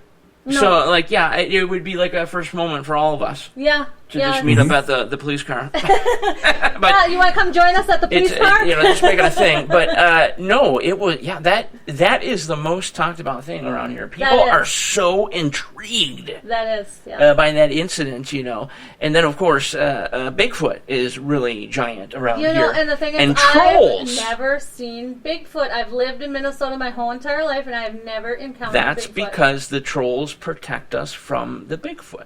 That's what you say. Yes, the Norwegian Dave, trolls. Yes. So Dave, he in Thief River Falls, they have these wooden carved trolls. You can look this up if you want, and they look different and whatnot, Norwegian flags and this and that. Pretty scary. Like if I woke up in the middle of the night and saw that in my room, it'd be a bad night. But they move them around town. And, go into, say, Hugo's or something, get groceries, or the gas station, you might see him standing there. And I asked the mayor of TRF, Brian Holmer, I said, why do you got these things around, Mm-hmm. And he goes, well, don't you know, Norwegian trolls scare away Bigfoot from coming into town and essentially raiding the town, livestock and people and things like that. And I go, you kidding me not?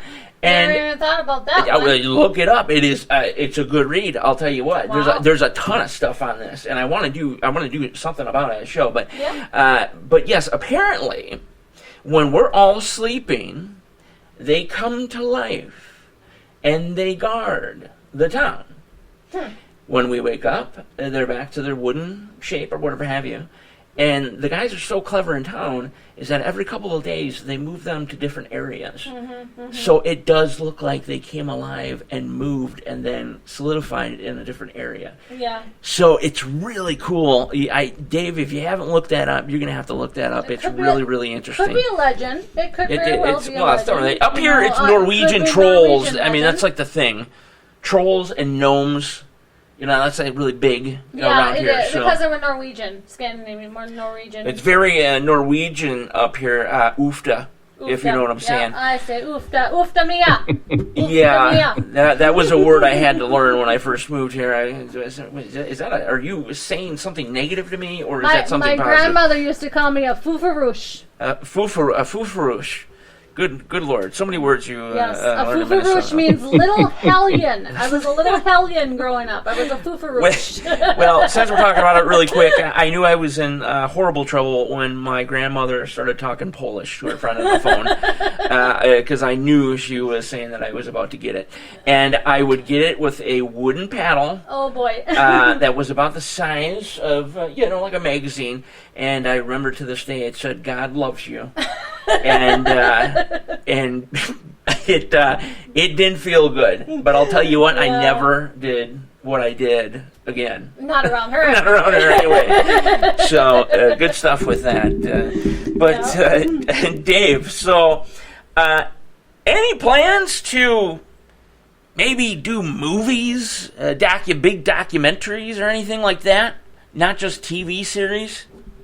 Well, I tried my hand at porn, and it just never really took off.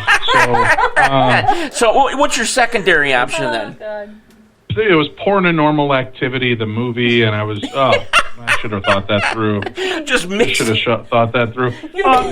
Movies? I don't know. No, listen, I have a face for radio. I'm fully aware of who I am. Oh, yes. I think that, I'm always open. I've done a couple of the shock docs. I did one called The Curse of Lizzie Borden that's available on Discovery Plus and Travel Channel. I did one called Demons in the White House.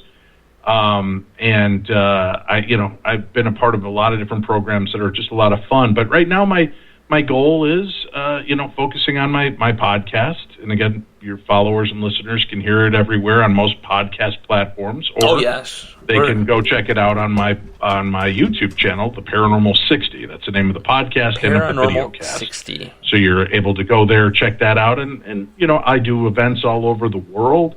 And you can get off the couch and enter the investigative realm with me and get a chance to see and do some cool stuff by just checking out my website at darknessevents.com. And that's kind of my goal is just keep living life and making the very best of what I can.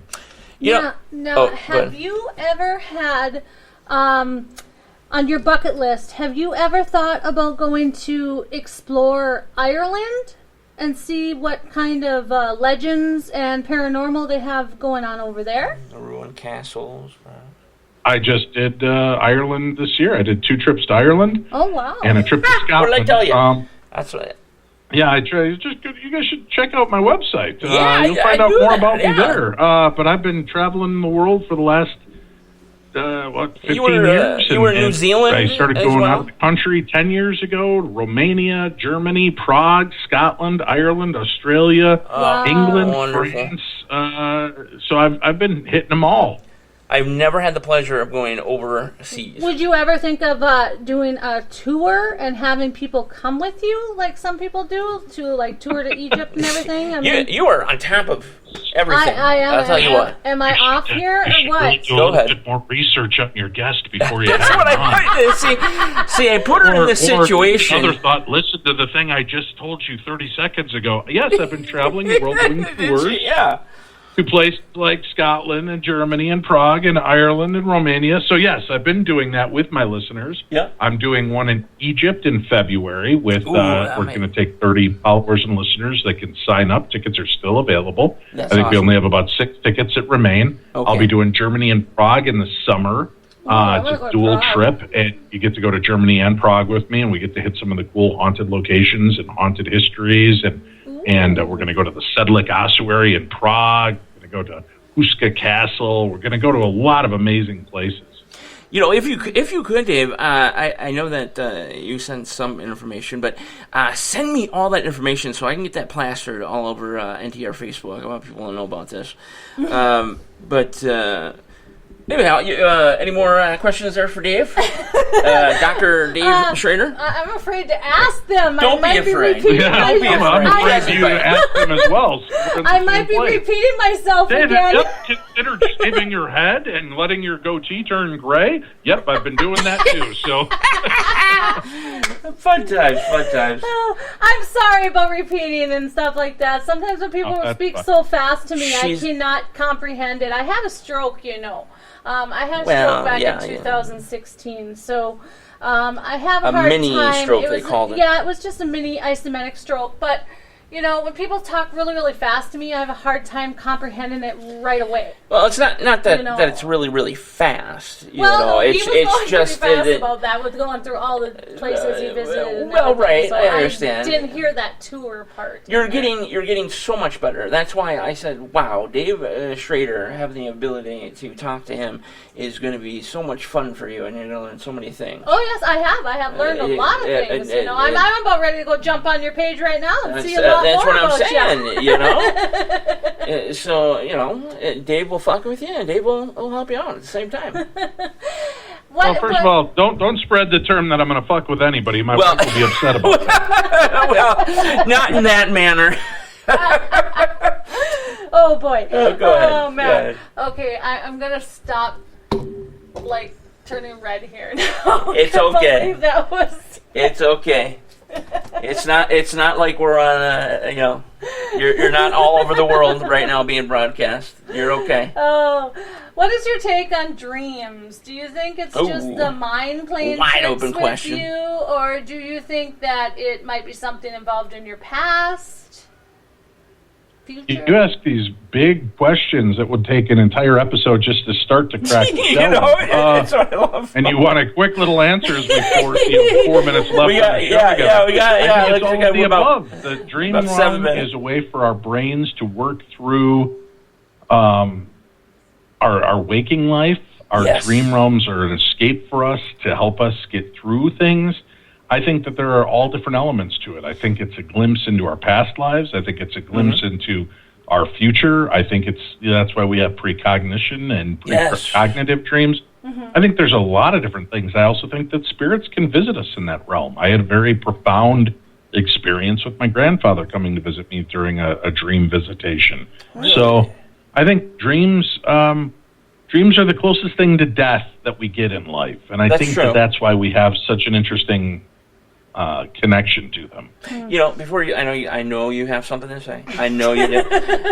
But I also dreams. The more and more that I've been doing on the show and talking to people, dreams could be actually a part of alien abductions. Yes, and my dreams do come true.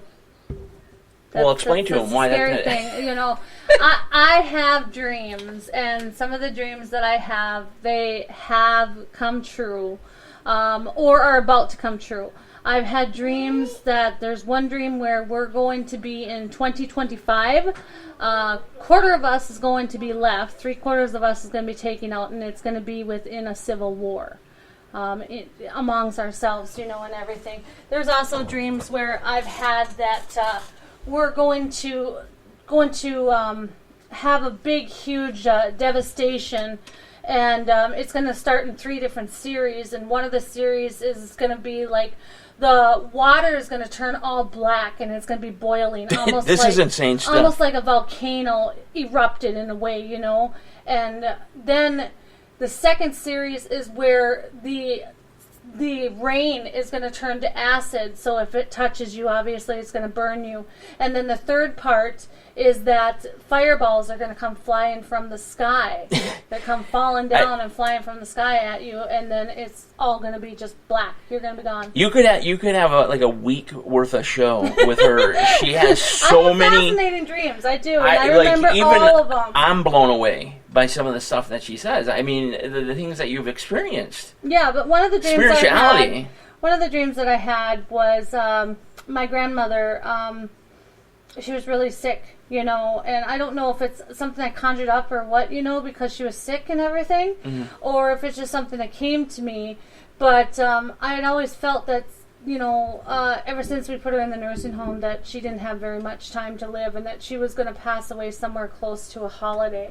And the weird thing about it is it comes Thanksgiving time, and I had a sense come Thanksgiving time that I had to go see Grandma. And my husband at the time, he's like, no, we need to get home, you know, and everything like that. This was after having Thanksgiving at my parents' house. And this was at 3:30, okay?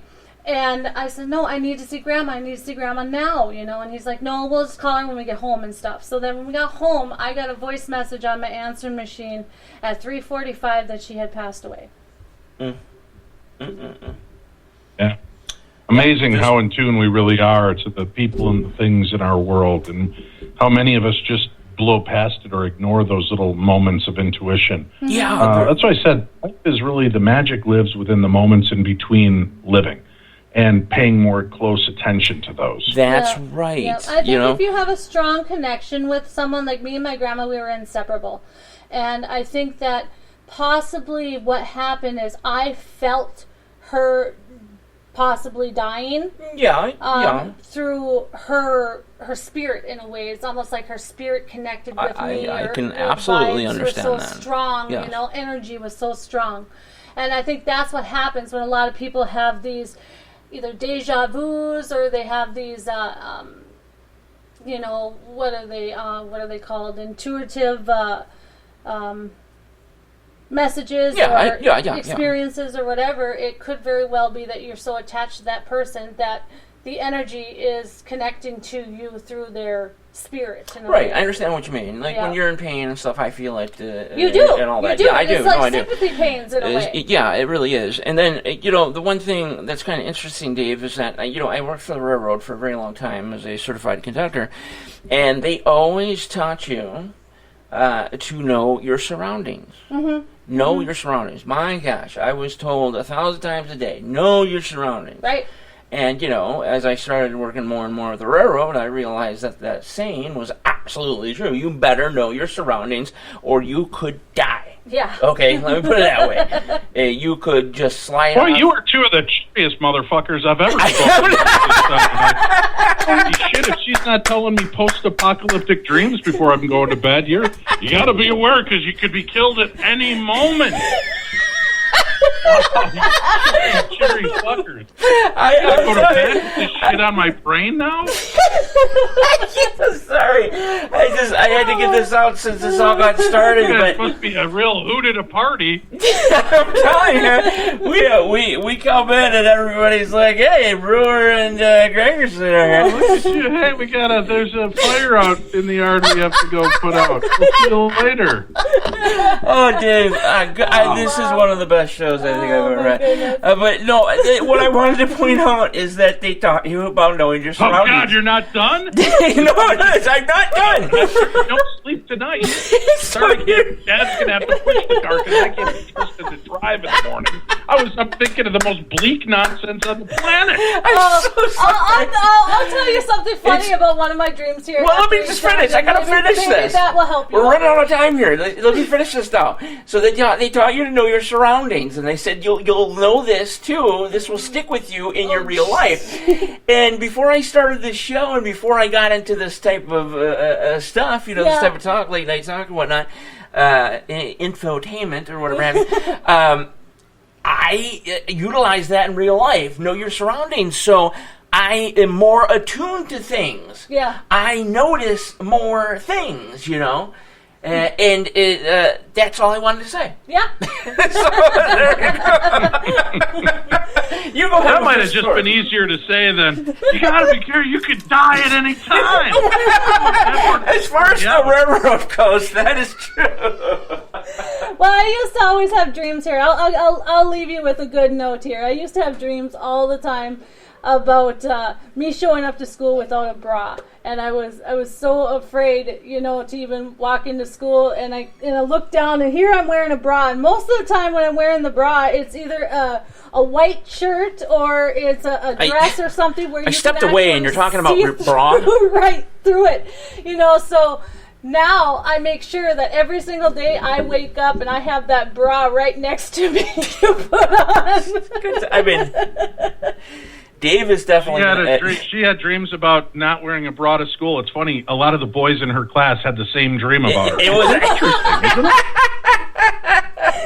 Oh, good Lord. You know what? Like I said, I think... I'm just trying to give you something somewhat happy to get your mind off of what he was talking about. So you want me to go to sleep dreaming of your breasts and no bra?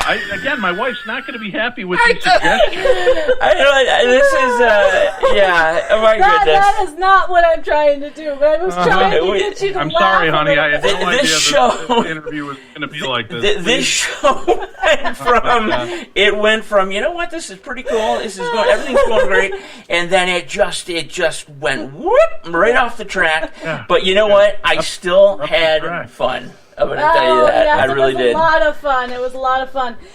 Do you think that you'll ever get up here in northern Minnesota to do any... Oh, my God. Every time I think the question's over, another one comes at me. No, I'm never coming your way because I'm afraid I'm going to see you without a bra and then I'm going to get hit by a train as acid rain pours out of the sky in Wisconsin and Minnesota and eats my flesh as an alien flies overhead and bends the antenna of a police cruiser. So no, I will never be coming your direction. So stop it. I can't. Okay. I'm just that's you know what? That's understandable. It's understandable. But I'm just saying that you really need to come up here and investigate because there is a lot of... I don't think I've got enough time to investigate. It would take a few years. There is a lot of paranormal going on here in Thief River Falls and St. Hilaire, and you need to see the Civil War people that come out. It's pretty interesting. I don't know that I need to see any of it. I just need to go to bed now. You guys have a great night. He's got to go to bed. Listeners will check into my show for a little less darkness and bleakness. And I come from a show called Darkness Radio. You have a show called Darkness. That's saying a lot, but my show is the Paranormal 60. Paranormal 60 I hope people will check it out. Also go check out darknessevents.com. Absolutely. And come on a trip with me and get to tour the world and get to see some of the most remarkable places. Thank you guys for having me on tonight. No. Sure, we'll look forward to coming and talking on your show. Yeah, right. Hey, send me that information so I can get that posted on NTR Facebook and let everybody know what's going on, okay? I'll talk about my dreams Thank on your you. show. All right, Dave. Thank you. Dave, I appreciate it, man. I've known you for a while, listening to you on the radio, and this is a dream come true. Nice talking to you, Dave. Yes, thank you. Have a good one. Take care. All right, good night. Bye-bye. Well, folks, so Dave Schrader is never coming back to our show. I'll put it that way. Oh, my But goodness. we are, unfortunately, at a break. We'll be back with all kinds of stuff. I don't know what we're going to talk about, but we'll figure it out. And we'll recap Dave Schrader, which was probably the most interesting 2 hours I've ever had on this show. Folks, you're listening to Night Talks Radio Live. We'll be right back.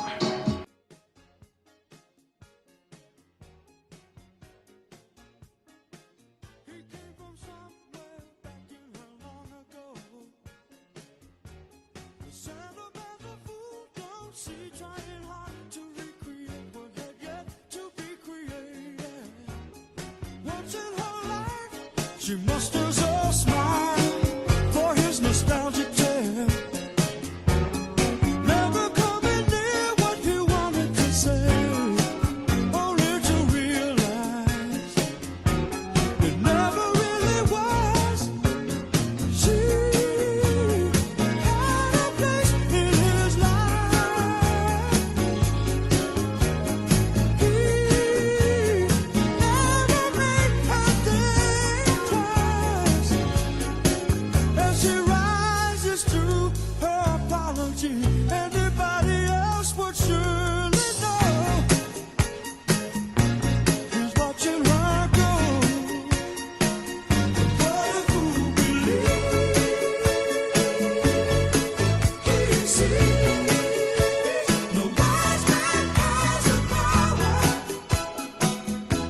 to reason away.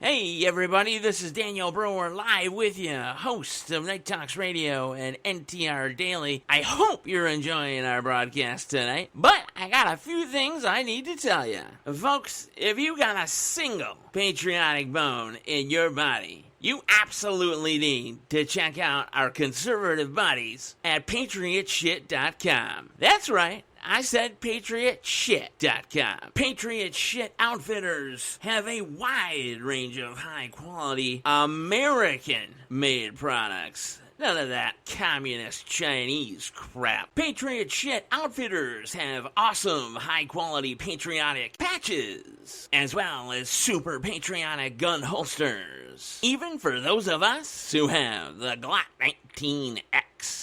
Customizable, you say? That's no problem at PatriotShit.com. Say you want your specific constitutional rights, or even the Bill of Rights, customized on your gun holster. PatriotShit.com can do it. Mega fan? Trump just announced his 2024 presidential bid. If you want to show your support, Patriot Shit Outfitters can do that for you. By customizing your gun holster with, say, Trump 2024. But that's just the tip of the iceberg, folks. Patriot Shit Outfitters have patriotic flags. How about a little Don't Tread on Me and much, much more? They also have the Incredible Sharpie. The Incredible Sharpie is simply amazing. Say you're trapped in floodwaters or go off a bridge into the water and your car is sinking. Just break out the Incredible Sharpie and slam it to the window. That window will break. You'll be able to sneak free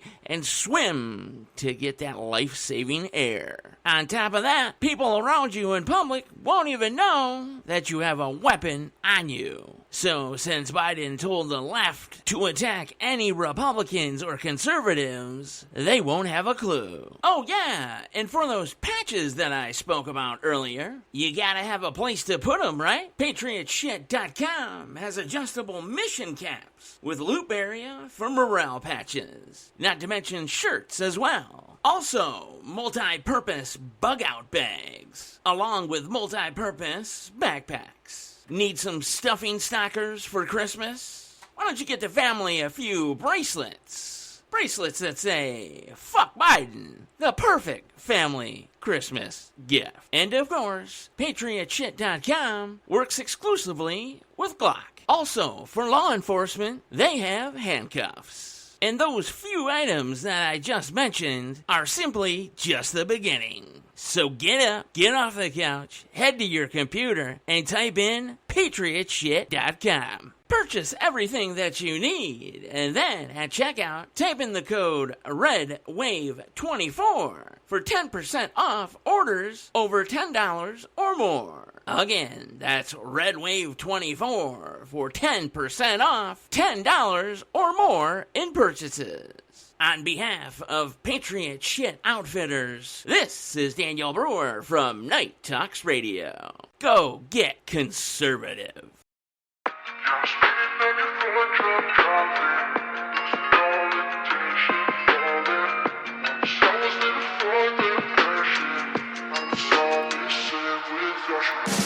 Yeah, I'm speeding 91, drunk driving, losing all intention, falling.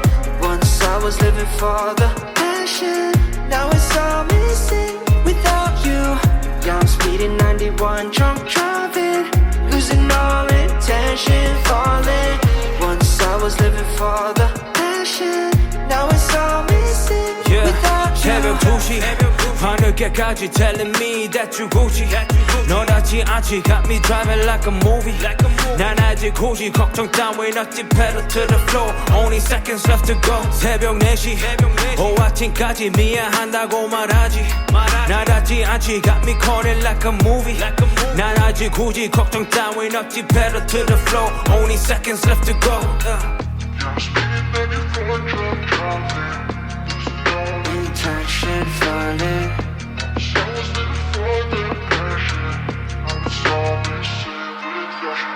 Yeah, I'm speeding 91, drunk driving, losing all intention, falling. Once I was living for the passion, now it's all missing without you. Yeah, I'm speeding 91, drunk driving, losing all intention, falling. Once I was living for the passion, now it's all missing without my life you. is flashing I'm running on past it 뛰어도 talk about practice 인생은 game 그 이유도 난 노력해 passion 하루가 지나도 speed and I go 신호등 red you already know 마지막 수고는 pressing and more My life been flashing yeah 난 아직 힘들어해 Remember the time 싫어져 난 피곤한 기도해 I'm living on one 시간 따라와 나 희망을 믿어나 봐 Hoping the future I'm hoping the future 난 미래로 멀리 좀 없어져 나 Yeah, I'm speeding 91, drunk driving, losing all intention, falling. Once I was living for the passion, now it's all missing without you. Yeah, I'm speeding 91, drunk driving, losing all intention, falling. Once I was living for the passion, now it's all missing without you. My life is flashing now, only seconds remain.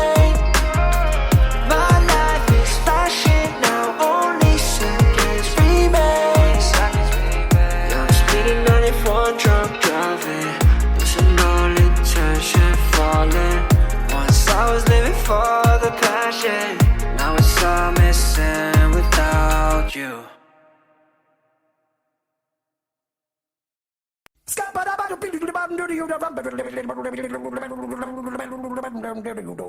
I'm a scat man.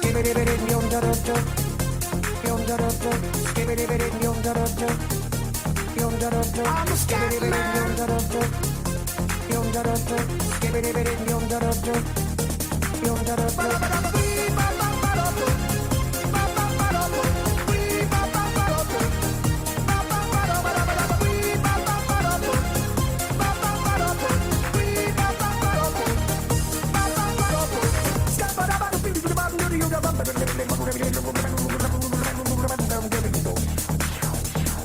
Everybody stutters one way or the other, so check out my message to you.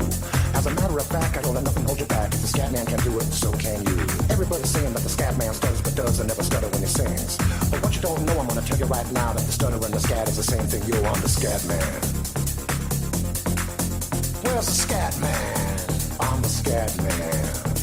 Why should we be pleasing any politician reasons who would try to cheat the seasons if they could? The state of the condition insults my intuition and it only makes me crazy and hard like wood. Everybody stutters one way or the other, so check out my message to you. As a matter of fact, don't let nothing hold you back. If the scat man can do it, brother, so can you. I'm the scat man. Streaming to you live from Spreaker.com and somewhere deep in the great upper Midwest. If you're ready for a ride, you can call NTR anytime by dialing the nationwide caller line at 1-507-384-9390. First-time callers can reach Night Talks Radio at 1-507-307-4424. Text Daniel and NTR exclusively at 1-218-689-7126. Now, from somewhere in the great upper Midwest, here's your hosts, Daniel Brewer and Jennifer Gregerson. Still weeping because things you call dead haven't yet had the chance to be born. I'm the Scat Man.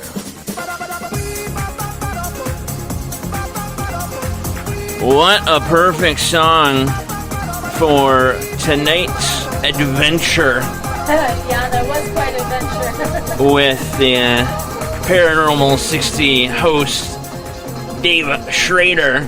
I know. Got a little wild there towards the end. I think he won't be traveling to northern Minnesota anytime soon. Yeah, and I don't think he wants to meet us either. We're too crazy for him.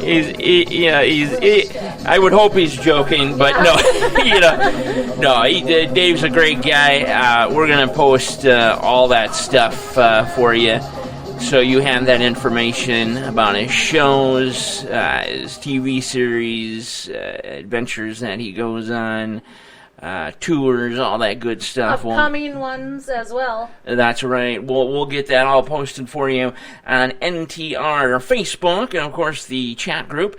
And now that Elon has unlocked Twitter, we're going to get our NTR Twitter back. So we'll be posting on that as well. And there's some other things in the works to get out there a bit more to our now 600,000 plus listeners, folks. 600,000 plus. That's Last awesome. night was our 40th show. Yep. Obviously tonight, 41st. Yep. But from 1 to 41st, we have reached 600,000 plus listeners across the world. Yeah, that's amazing.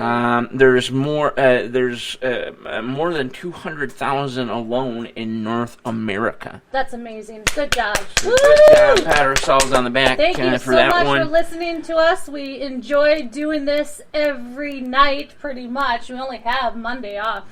We're always working on Mondays and Fridays. Mondays and Fridays, yeah, but Fridays are work day, basically.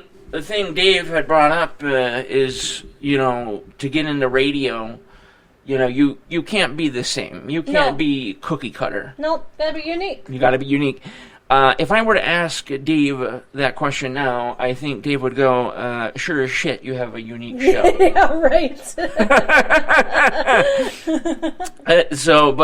No, I am super thankful that we were able to get Dave tonight. And, of course, we'll have promo banners and such coming up. That was the one issue. It's always something with NTR. But we get the studio, the home studio, fixed up, and then what happens? The graphic system just says, "Well, you fuck off." Well, that's what happens sometimes, but we just pick up where we're at and we keep on going forward. You got to keep on trucking. Yes, you know what I mean. Keep on trucking. Yeah. Woohoo. All right, I'll make sure I delete that off of the broadcast. But bottom line, had a great time with Dave Schrader, and it really was fun for me because I remember listening to Dave on Coast to Coast years and years ago. Yeah, and I got to learn a lot about him. I had heard of him. You were afraid at first, you said. Yeah, I was afraid of, yes. That guy sounds a little scary on the phone there. Yeah, he seemed a little intimidating bit on the phone, and stuff like that. But it kind of threw me off a little bit about what questions you seen his ask pictures? And stuff. So. Have you seen his pictures? I've seen his pictures, yeah. I imagine that dude is like 8'1". Oh, he's tall, yeah. Just tall. But very protective of his family, of course, like I am, and I think we have more things in common than he actually realizes. But we got another 45 minutes. Yeah, we can open up the phone lines. We got the we're gonna open up the phone lines, folks. So if you want to call into the show, we are now going full open lines, and those should work now as well. And of course, the numbers to the show if you want to call in if you have any questions about anything that's happening in this world. Or any suggestions about any topics you would like us to touch base on. You can call the nationwide call-in line at 507-384-9390. Or for the first-timers out there, you can call 507-307-4424. If you have any questions, that is. Yes. So, Jennifer, what's on your mind? Well, I had heard something that was quite alarming with, what's going on over in Ukraine and what's going on in Taiwan and stuff, that there was an explosion in Qatar. Qatar. Yeah, what happened there? Well, multiple. Obviously with internet, things travel. Mm-hmm. With as soon as it happens, you pretty much know about it if you're on the other side of the planet. Yep. Multiple videos started popping up of what almost looked to be like a massive oil fire. You would think because not an oil spill, but the smoke resembled like an oil fire because it was pure black. Ah. Okay, and from what I am to understand here is that it was a port in Qatar. Mm-hmm. Okay, and something went wrong inside the facility. Yep. Now, folks, I got to stress that this was not terrorism.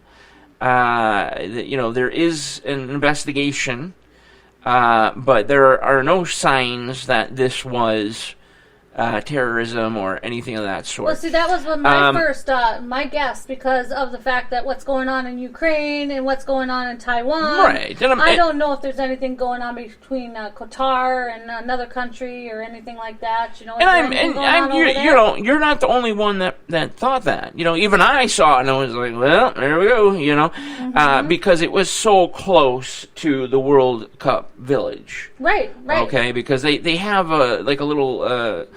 It's like a mini community. It's like the Olympics. So you have the dome?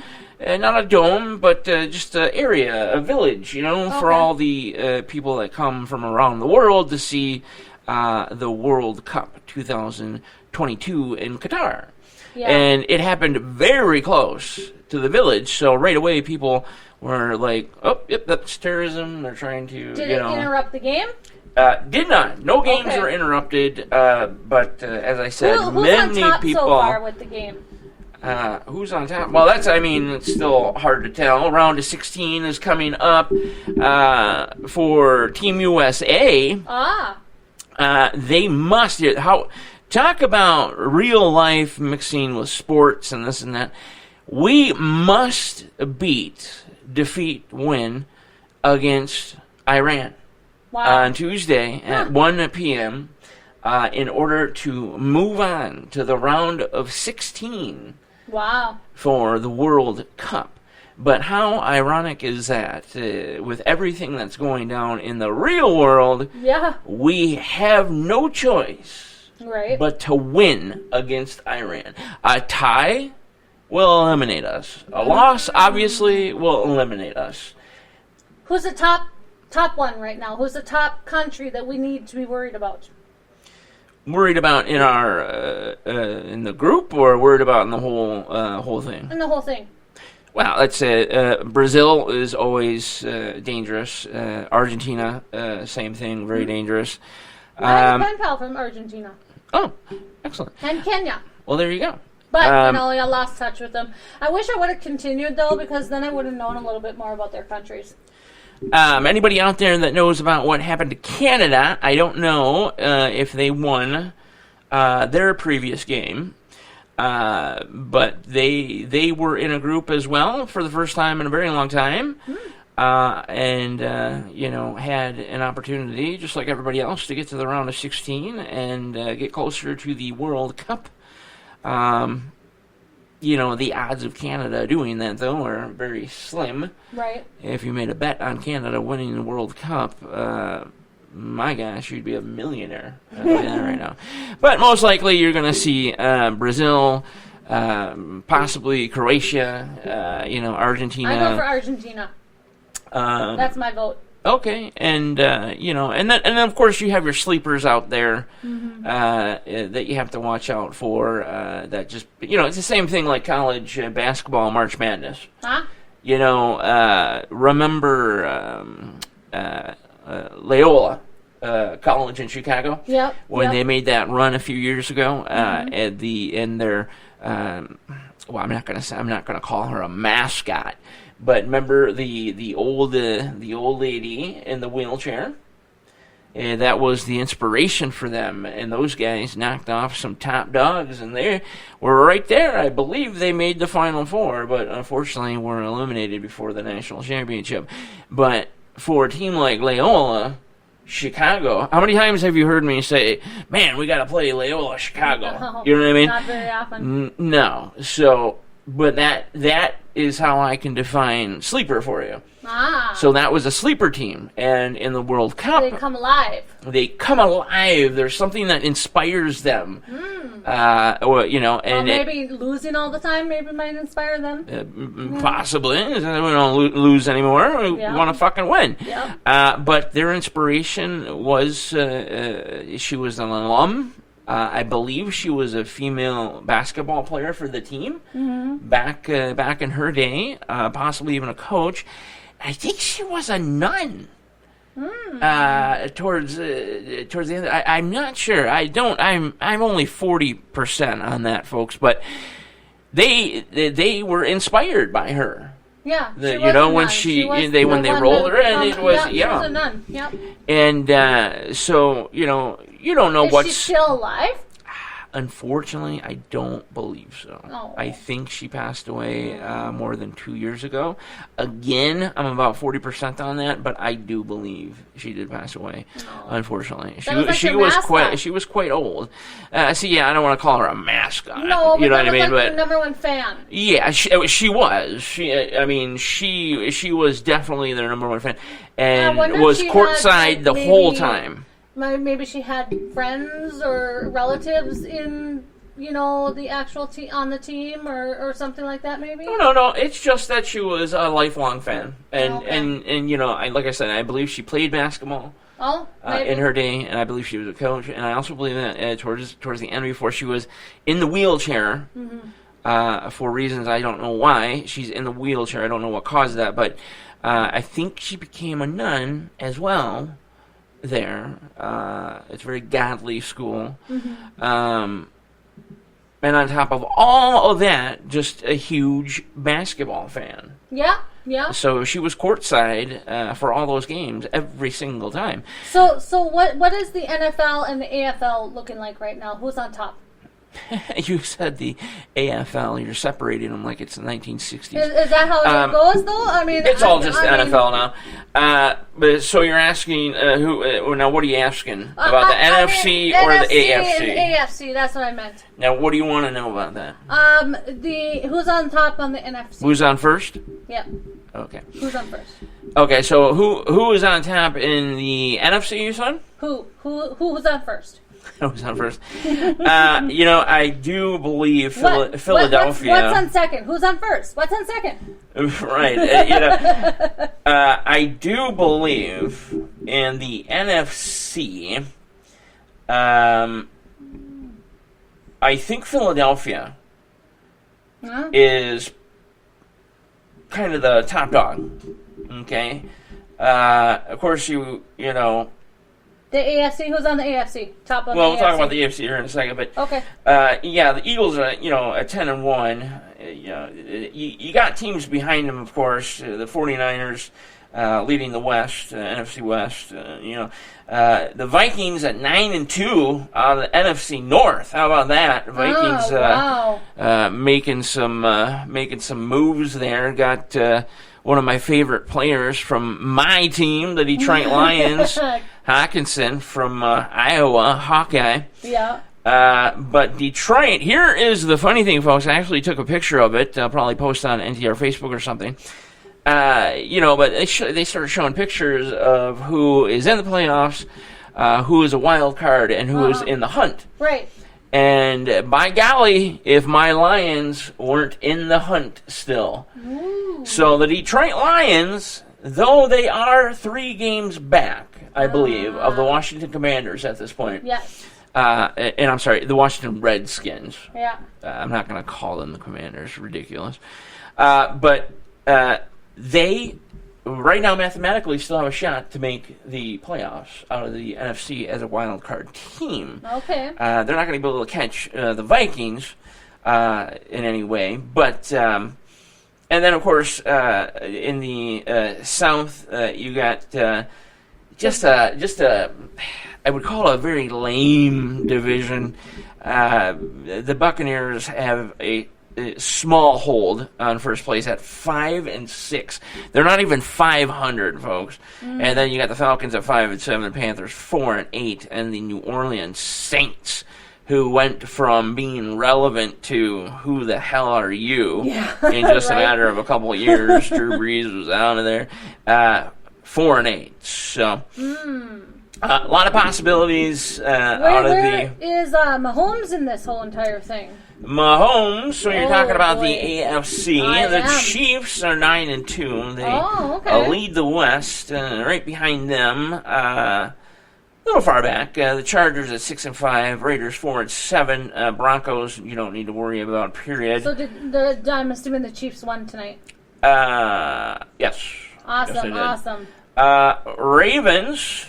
Leading in the North, AFC North, they are actually tied with the Bengals, 7-4, and then you got the Browns and Steelers hanging out in the basement, 4-7 and 3-7 respectfully. And then the South looking like a mess. Everything besides the Titans. Titans at 7-4. You got the Colts 4-6, Jaguars 4-7, and then you got the worst team in the league right now, and that is the Texans at 1-9-1. You would think that would be the Lions. The Dolphins, by the way, still doing good, but the Bills are tied with them. They're both 8-3. That's a big battle over there in the AFC East, to be honest with you. The Jets are right there. Actually, my second favorite team, the New York Jets, are right there at 7-4. Multiple possibilities out of the East there. Yeah, still possibilities. And, still got a long time, don't we? When is the Super Bowl? Super Bowl will be February. Oh, we still got a long time then. We still have a couple of weeks left in the regular season, so a Anything multitude can of change. things could happen. Yep. And then, believe it or not, you got the Patriots in there. Mac Jones at 6-5. So the Patriots are still there. Patriots technically could take the East. So it's very hard to for a lot of people to even realize that the Patriots still exist with Tom Brady in Tampa. Yeah, they sure do. Wow. They got Mac Jones from Alabama. He's been hurt, but when he's top notch, watch out. They could easily come back. Well, what's going on in NHL right now? Who is the leading team in NHL? My gosh, you're all about sports tonight. Oh, yeah. Well, we didn't touch base on it too much last night, So. We did not. I wanted to touch on some sports last night. Well, the Eastern Conference right now, looking at the Atlantic Division, the Bruins. Wow. Boston Bruins at 18-3 right now, 36 points. Maple Leafs are right behind them, though. Maple Leafs right behind them, and then look at them, my Detroit Red Wings, 11-5-4, 26 points, 10 points behind the Bruins at this point. Lightning's right there in the mix, or the Panthers, Canadiens right there, and then you start to drop off just a little bit with the Buffalo Sabres and Ottawa Senators. Out of the Metropolitan Division, the New Jersey Devils are sitting on top, 36 points, 18-4-0. Islanders, no surprise, right there, 30 points, 15-8-0. Then you start dropping a little bit. Carolina Hurricanes, Pittsburgh Penguins, Rangers, Capitals, Flyers, and Blue Jackets. Wow. And moving on to the Western Conference, Stars looking good in the Central Division, 28 points. But right behind them are my second favorite hockey team, the Winnipeg Jets, at 13-6-1, 27 points, 1 point behind the Stars. And my Avalanche. The Avalanche. Stanley Cup winners, of course. Right there in the mix at 12-6-1, 25 points. That is followed by the St. Louis Blues. Our Minnesota Wild are tied with the Blues, 22 points. Mm-hmm. And then you start dropping slightly with the Predators, the Coyotes, and the Blackhawks rounding things out at 6-11-4, 16 points. And we finally finish off with the Pacific Division. The Vegas Golden Knights dominating over there, 16-6-1. There. Made some good trades this offseason. 33 points.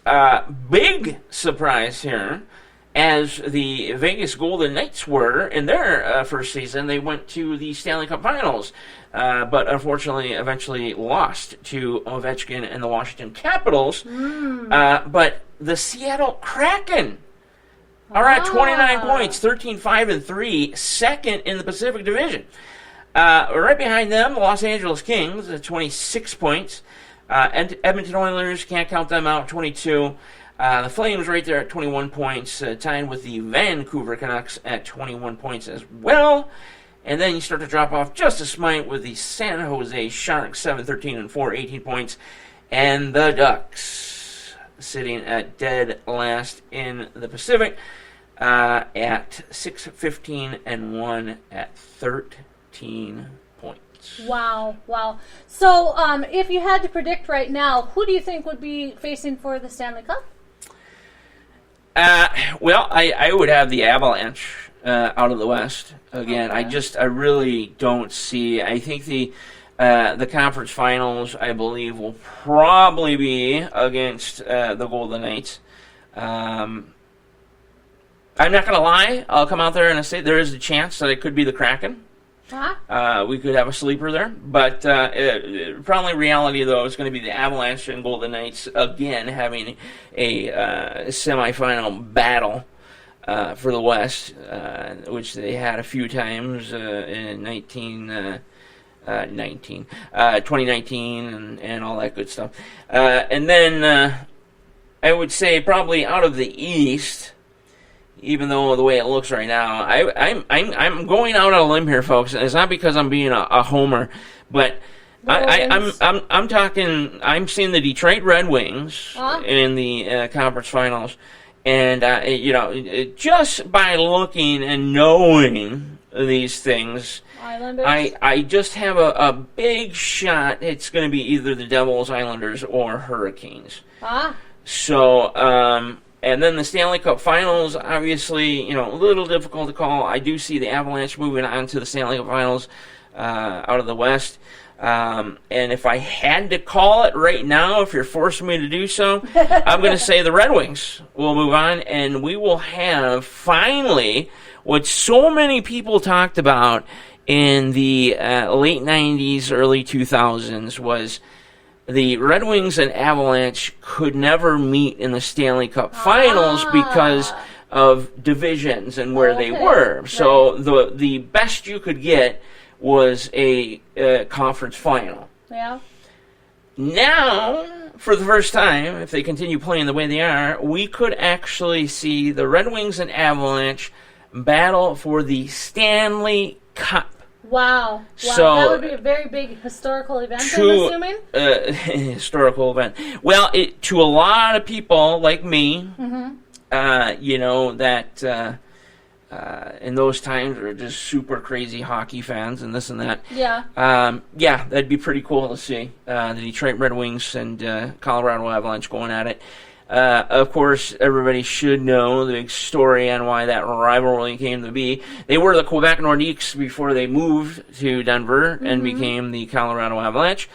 You would never know about the Quebec Nordiques and Detroit Red Wings. That would never be how the rivalry is with Colorado. But what happened with Claude Lemieux and Darren McCarty, Patrick Waugh, Mike Vernon, all those guys, Shanahan. The brawl that broke out at Joe Louis Arena, and then the brawl that broke out in Colorado. I mean, the goalies went at it. Wah went at it with both Vernon and Osgood in center ice. There was the one game, I think it still holds the records for the most penalties in one game. Oh, wow.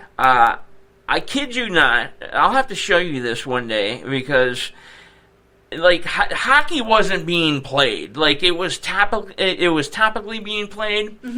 But literally every 2 minutes, you heard a whistle, the crowd stand up, and the camera panning around trying to find what's going on, and sure as shit, you got a little brawl starting in the corner, and the ejections were crazy. There was like 3 to 4 players in the penalty box for each team at any given time. Right. And it turned into, I'm going to find somebody and try to whoop their ass. And that was a fight night at the Joe. I'll never forget that. I was coming back from the recreation center in Wayne, Michigan, and this is the days of when we had Pass. That was our sports channel. I have to shout out to all my Detroit buddies. Remember Pass? But I came in towards the end when McCarty scored the goal, and I didn't know what happened before then. And so I ended up watching the replay, and I was like, oh my God. The next day in school, everybody was juiced up. You know, that time period, hockey was like really big. Detroit was. Time, weren't you? Yes, I was. Oh gosh, for many years, 13 years. What did you do? What were you? A forward? Yes, I was a forward. I was a what left wing. Yes, I was a forward. Left wing? Okay. I never played any other position. What do you do? What is their job? Well, you got the left side of the ice. You essentially defend against their player on that side of the ice, and that's kind of your zone. You don't have to hang out on the left side of the ice. You can go outward, but mainly your job is to cover that side of the ice. Offensively, for the most part. Defensively, a little bit, but you also have your, left side defenseman that covers that, but you're also there to help him as well. That was my job. A hockey game, so I just watch it on TV. You have to watch it. We watch hockey games all the time. ESPN Plus. Shout out. I'm talking about, by the way, ESPN Plus. I'm talking about in person, actually going to a game. I have yet to fun do stuff. That, fun stuff. I've been to several in Detroit. Not here in Minnesota. Did you score any goals when you were playing? The most goals I scored in any given season was 16. Wow, that's pretty good. Well, it was.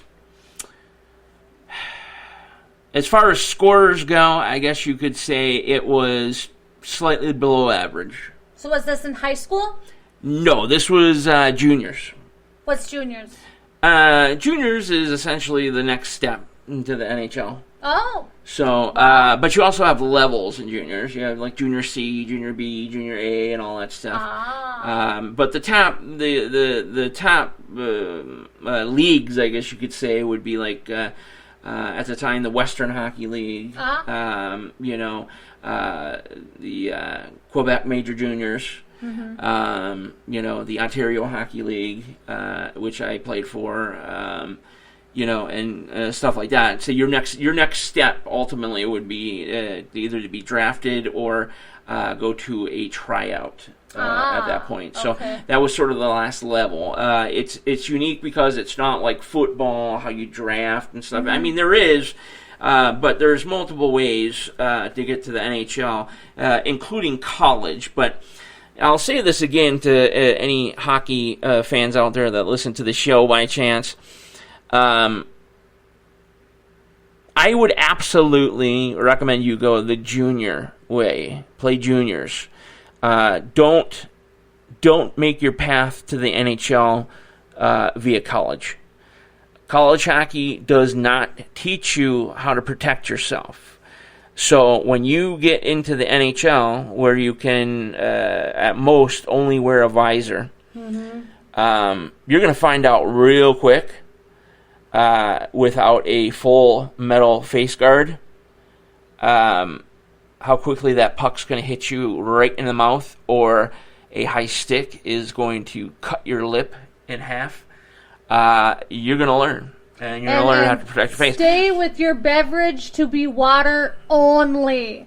Don't make the mistake and go to the bar or drink or anything like that when you're doing it, because they are serious when they do, keep track. They will surprise call you to a practice at like 4 a.m. Yeah, just that one little trip to the bar just for a couple hours could end everything, and it's something that's we're only saying this because we know someone that has happened to and everything like that. We're just saying that but just be careful. If you get to the when you get to the juniors, it is time to start taking it seriously, because that's when you have NHL teams looking at you. For instance, I had the Toronto Maple Leafs and Washington Capitals looking at me. They wanted an enforcer. I'll be honest, I wasn't a scorer. I rarely assisted. I fought.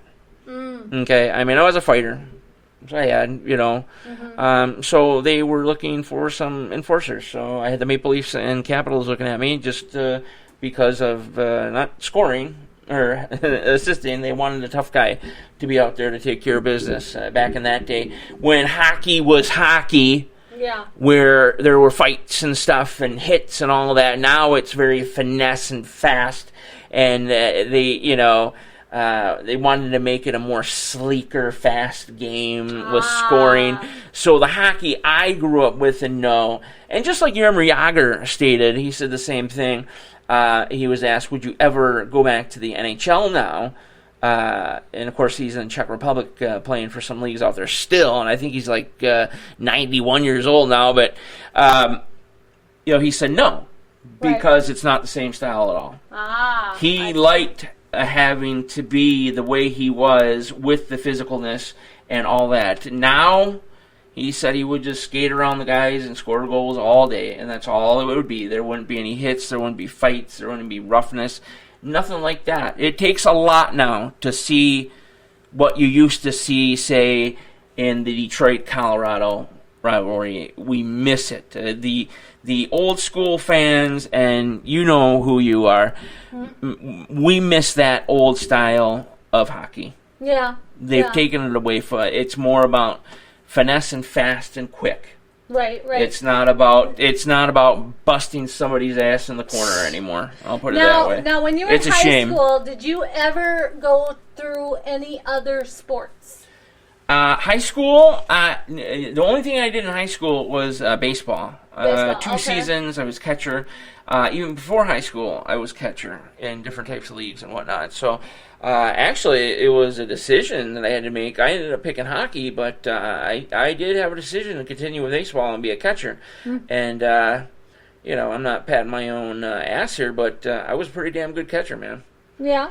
But I decided to take the hockey route. I just, growing up where I grew up, right next to Windsor, you loved hockey. Yeah. It was the Red Wings, Toronto Maple Leafs, hockey. Yeah. For God's sakes, Detroit was called Hockey Town, and still is. Minnesota is called the state of hockey. Right. I know. In 5th grade, I used to play basketball. I used to be the Knicks. I don't know. Knicks? Yeah, that's what we you were called. Your team was called the Knicks, like the New York Knicks? Yep. But the thing is, when it came down to the final goal, and I don't know why he did it or whatever, and stuff, the coach had done a play where I would catch it for a layup. And I could never do layups at all. I don't know if he believed in me or what. But... yeah, so I could never do layups, not even in practice or anything like that. And I don't know why he did it, but I ended up losing the game. Oh, no. And that kind of took my passion away from basketball, and I just never went back. No. You lose the final game, everyone's going to look at you and like, come on, seriously, that loses all You know, hope I in felt that type of basketball. situation. The simple thing. It's simple. You just have to come back and work harder at it. And and I wish I would have done that because Yeah. I did have fun playing basketball. Yeah, I still look at to that this now. Did you day- imagine when you played that there would be WNBA and Right. you could be a strong Right. center right now or something? Well, see, the thing is with the layups and everything like that, I don't know. You if can work on that, I you don't know. know if I could ever do it though because of my eye. I'm Well- blind in my left eye. I don't know, and I think that might have been why I was having so much hard time actually. You doing just the have to layups. learn. You have to go by yourself, go to a park or whatever have you, and simply just eyeball that because all you have to do is kiss the glass, and it goes right in. That's what I was always the told. glass. You just kiss the glass, so the ball is just boop and goes right in. But with me having a car accident, in my background now, and Yeah, your situation was a little more complicated, unfortunately. Back, I don't think I'd ever be able to do any kind of sports or anything. And that's the sad thing is I don't know if I'd ever be able to play sports with Mackenzie. I I need therapy. have to say that I think you can. I think I want to start her out with some soccer, okay? Because she enjoys soccer I very could much. maybe do that. And I also kick want with my left foot. right, and I also want to get her into cricket. There's actually cricket sets for her age, and obviously it'd have to be spring or summer. Yeah, but where's cricket around here? That's the thing. You just find it, and we go to the park down there. We put the stands, and boom, there you go. It's just like playing a pickup game or whatever have you. Yeah, So who knows? We might be able to start something. and like I said, they got packages for her age, and it's like good stuff. Like I was checking it out a couple weeks ago. Mm-hmm. It's not cheap bullshit. No, and so I never said it was. and it could. I'm just saying.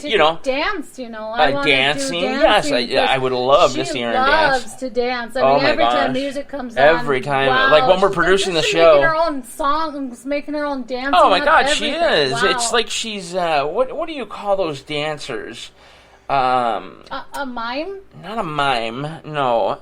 theatrical dancer. It like an artistic dancer that artistic that dance. the drama goes with the music Oh and yeah, shows. she's got the expressions. You know what I and mean? Like the everything, sadness, like to ABBA. She does the with the SOS. Yeah, she does yeah. the crying and lays on the floor, and then the part comes up. Which It's is just all it's happy. amazing. Yeah, I mean, she just really gets into the music. That's And right. It's with the expressions and her actions and everything. It's all goes to the music. What's happening in the music? It's like she's trying to tell us a story. Yeah, like she's doing a musical story. Yeah.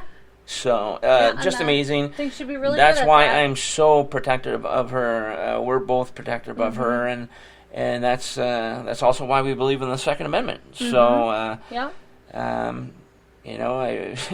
I would just say, don't come at me. I want to get one of those signs Don't to put. tread on me. I want to put one of those things that I've been seeing that are pretty cool. The walk-in mats that say. Well, maybe Patriot Shit has something. I've been trying to talk to them. Did you hear your ad tonight? By the way, what I'm trying to say is, though, they have these doormats. And it says, if you're thinking of breaking in or doing anything wrong with my family, I suggest that you start to pray to God now, because as soon as the door is open, I'll be sending you his way. Yeah. My stepdad used to always have a sign that hung up when you walked into the door or walked into the house, and it was the first thing that you saw, and it had a gun, and then I said, "We don't dial 911." No, sometimes it can be too slow. You know what I mean? But looking at the door, NRA, U.S. Air Force, people should probably maybe get the idea. Yeah. But there's still idiots out there. Yeah. That don't understand. Oh, and the Ukrainian flag out there as well. Yeah. Showing support for that, and then Detroit Lions helmet also, which should tell people that there's a very pissed off person in the house because of the Detroit Lions. So they probably are from Detroit, and they probably have guns. Yeah. I'm gonna get you an Aries sign too to hang up on. An Aries sign. I'm gonna fuck with an Aries. Anyway. You're running away. I'll be right back. Okay, looks like Jennifer will be right back. But, yeah, we had a great show tonight. I mean, it was so fun with Dave. Tomorrow's Monday. We'll probably have the day off. I don't think we'll come up with any surprises. But Tuesday, we will be back on track with NTR Daily, 11:35 p.m. Central, 12:35 a.m. Eastern Time. Jennifer, you have something to say? Yes, next Saturday and Sunday. Saturday night, we have Robert Gertrol, who is an animal communicator, and he's into the paranormal. Interesting. Animal communicator. Yes. Okay. Then we also have Sunday night, Les Velez. And that's, he is going to talk about the OPUS, OPUS, the Organization for Paranormal Understanding and Support. Really? Yes. Never heard of Opus. I guess that's going to be pretty interesting. What time are those? I see Sunday is going to be 9:05 p.m. Central. What is Saturday? They are both 9:05. They are going to be both 9:05? Yep. Are those guests that you found, or? No, these are guests that or is that going to be through LITM? These are guests that we have through LITM, yes. Good shout out there. Midnight in the Desert. Look at that. He did, Dave was a part of that show. He did that show for a while. Okay. And then I just want to tell you, just to touch base a little bit here, that we have Dr. Simeon Hine. Simeon Hine, man. This guy is amazing. On Saturday, the 10th. That would be December, I'm assuming. The 10th of December. And then Sunday, we have an interesting guest who actually contacted me and said that we were very popular where he was from. And he would be Where's he honored. Hold on. He would be honored to be on our show. Honored? Honored. Come on, man. Show. Where's this guy from? His name is Simon Entwistle. Entwistle? And he is known as the Great Britain Ghost King. Wow. So he's from the UK, and he says that he heard we're super popular. Yeah. Really? Wow. We're almost at 1 million. When we hit 1 million listeners, then I'll say we're a little popular. But so that's kind of interesting. Those are the next upcoming shows for the next 2 weeks. Yeah. Again, Simeon Hine, by the way, thank you for the autograph book and all that stuff. That amazing. I don't even want to touch it. We're still reading. I do see that audio actually has your book too. We listen to the book audio-wise when we have the opportunity. Listening to it and everything like that. It's an amazing book so far. And just good stuff. Do you have anything set up after the 11th yet, or no? Oh, I do. Yes. Okay. What about that? Okay, so December 17th. What is there? December 17th, we might possibly be able to get Ron Holiday back. Ron Holiday! I miss Ron. Is Scotland? You from Scotland? Okay. Yeah, but the only thing about that is the time difference. That's right. We'll have that. That would be a special time, I suppose. Yep, okay. Exactly. It might even be before our normal time of. That's fine. It's Ron. I miss Ron. All right, and then. On the 18th of December, Sunday the 18th, we have Natalie Zett. And she's going to talk about the Eastland disaster of 1915. What is the Eastland disaster of 1915? I've never heard of that. I'm going to have to research that there. Yes. Okay. A big shout out for next Sunday is my daughter's 21st birthday. Kayleen. Yes. 21. Kayleen will be 21 years old. Good stuff. Don't get too poopered. And we are open on Christmas Eve. Well, remember, we don't say the word open because right away you're fucking business.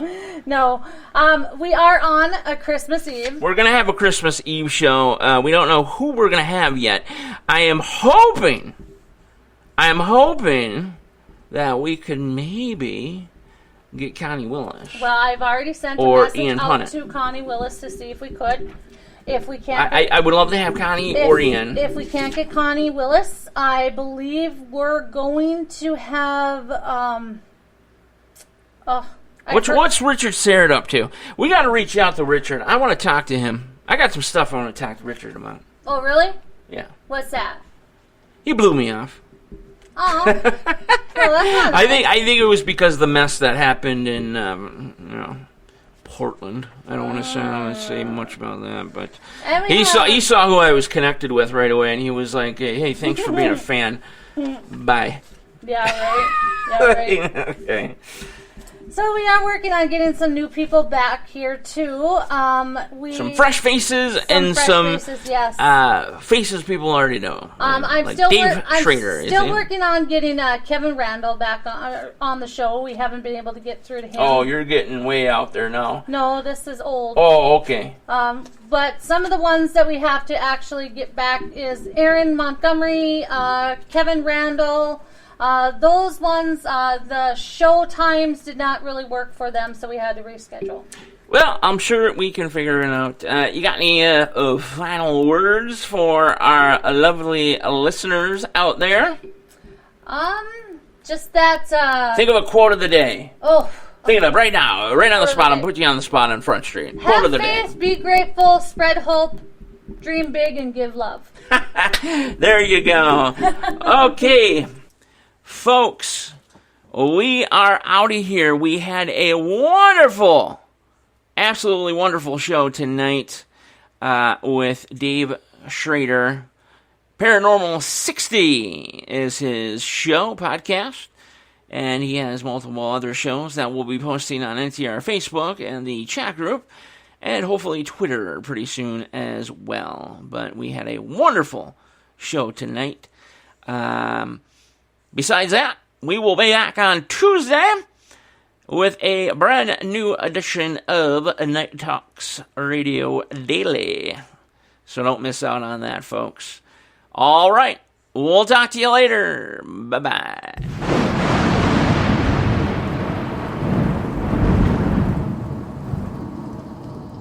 Hey everybody, Daniel Brewer from Night Talks Radio and NTR Daily. Hey, if you're looking for safe, natural, and amazing products for both you and your loved ones, Valhalla Beard and Body is the store for you. So the owner, Timothy McMahon, takes absolute pride in everything that he does and makes. Suffering from skin problems, Timothy found himself spending way too much money on products that simply didn't work. So just out of the blue, he made up his mind to try and make his own products. So this is where the magic began.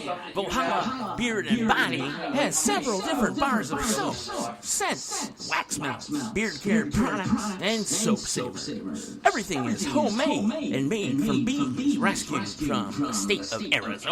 This absolutely unique conservative store also has bundles, kits, and soon to come shampoo. Is there any way you can make me so if you're tired of wasting your money on far left companies that don't care about you whatsoever, head on over to Valhalla Beard and Body. Well, whatever you have, and check out some of the natural products. I think the secret ingredient whatever leftist here. Make it big, make it huge and hot and cheesy, and enjoying soft skin results. Oh, and don't forget to click on the code NTR10 for 10% off your order. Again, that's NTR10 for 10% off. The offer does not apply to custom soap loans. So, if you love America and you're patriotic and, of course, on the right side, hop on the internet and check out ValhallaBeardandBody.net or call Timothy McMahon directly at 602-622-1126. That's 602-622-1126. And start enjoying handcrafted soap, beard balms, beard oils, and much, much more. Valhalla Beard and Body is located in Gilbert, Arizona. For the love of your country, check them out today. You're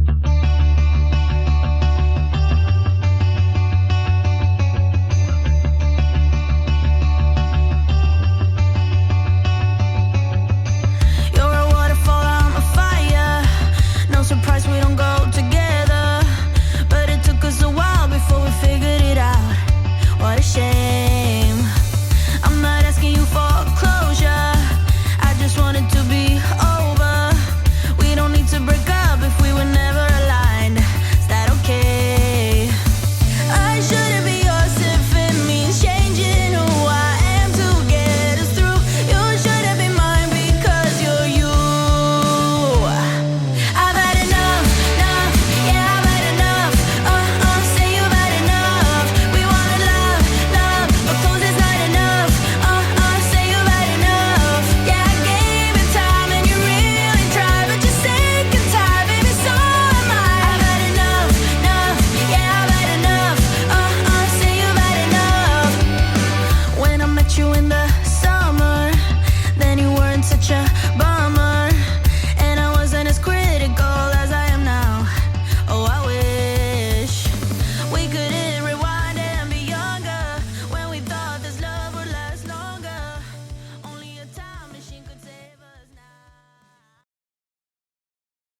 for Night Talks Radio Live, our very special guest, Dave Schrader. Our co-host, the amazing, the beautiful, the intelligent Jennifer Gregerson. The voice of Night Talks Radio at NTR Daily, Kevin Robinson. Of course, Spreaker.com, iHeartRadio, Amazon Music, and most other popular streaming sites. Thank you for letting us get our voice out there. Valhalla Beard and Body, Gentle Lady Boutique, and PatriotShit.com. And, of course, Art Bell. If it weren't for him, we wouldn't be here. And, of course, me, Daniel Brewer, your host. Zane, stay safe, and remember, they are listening. So long, everybody.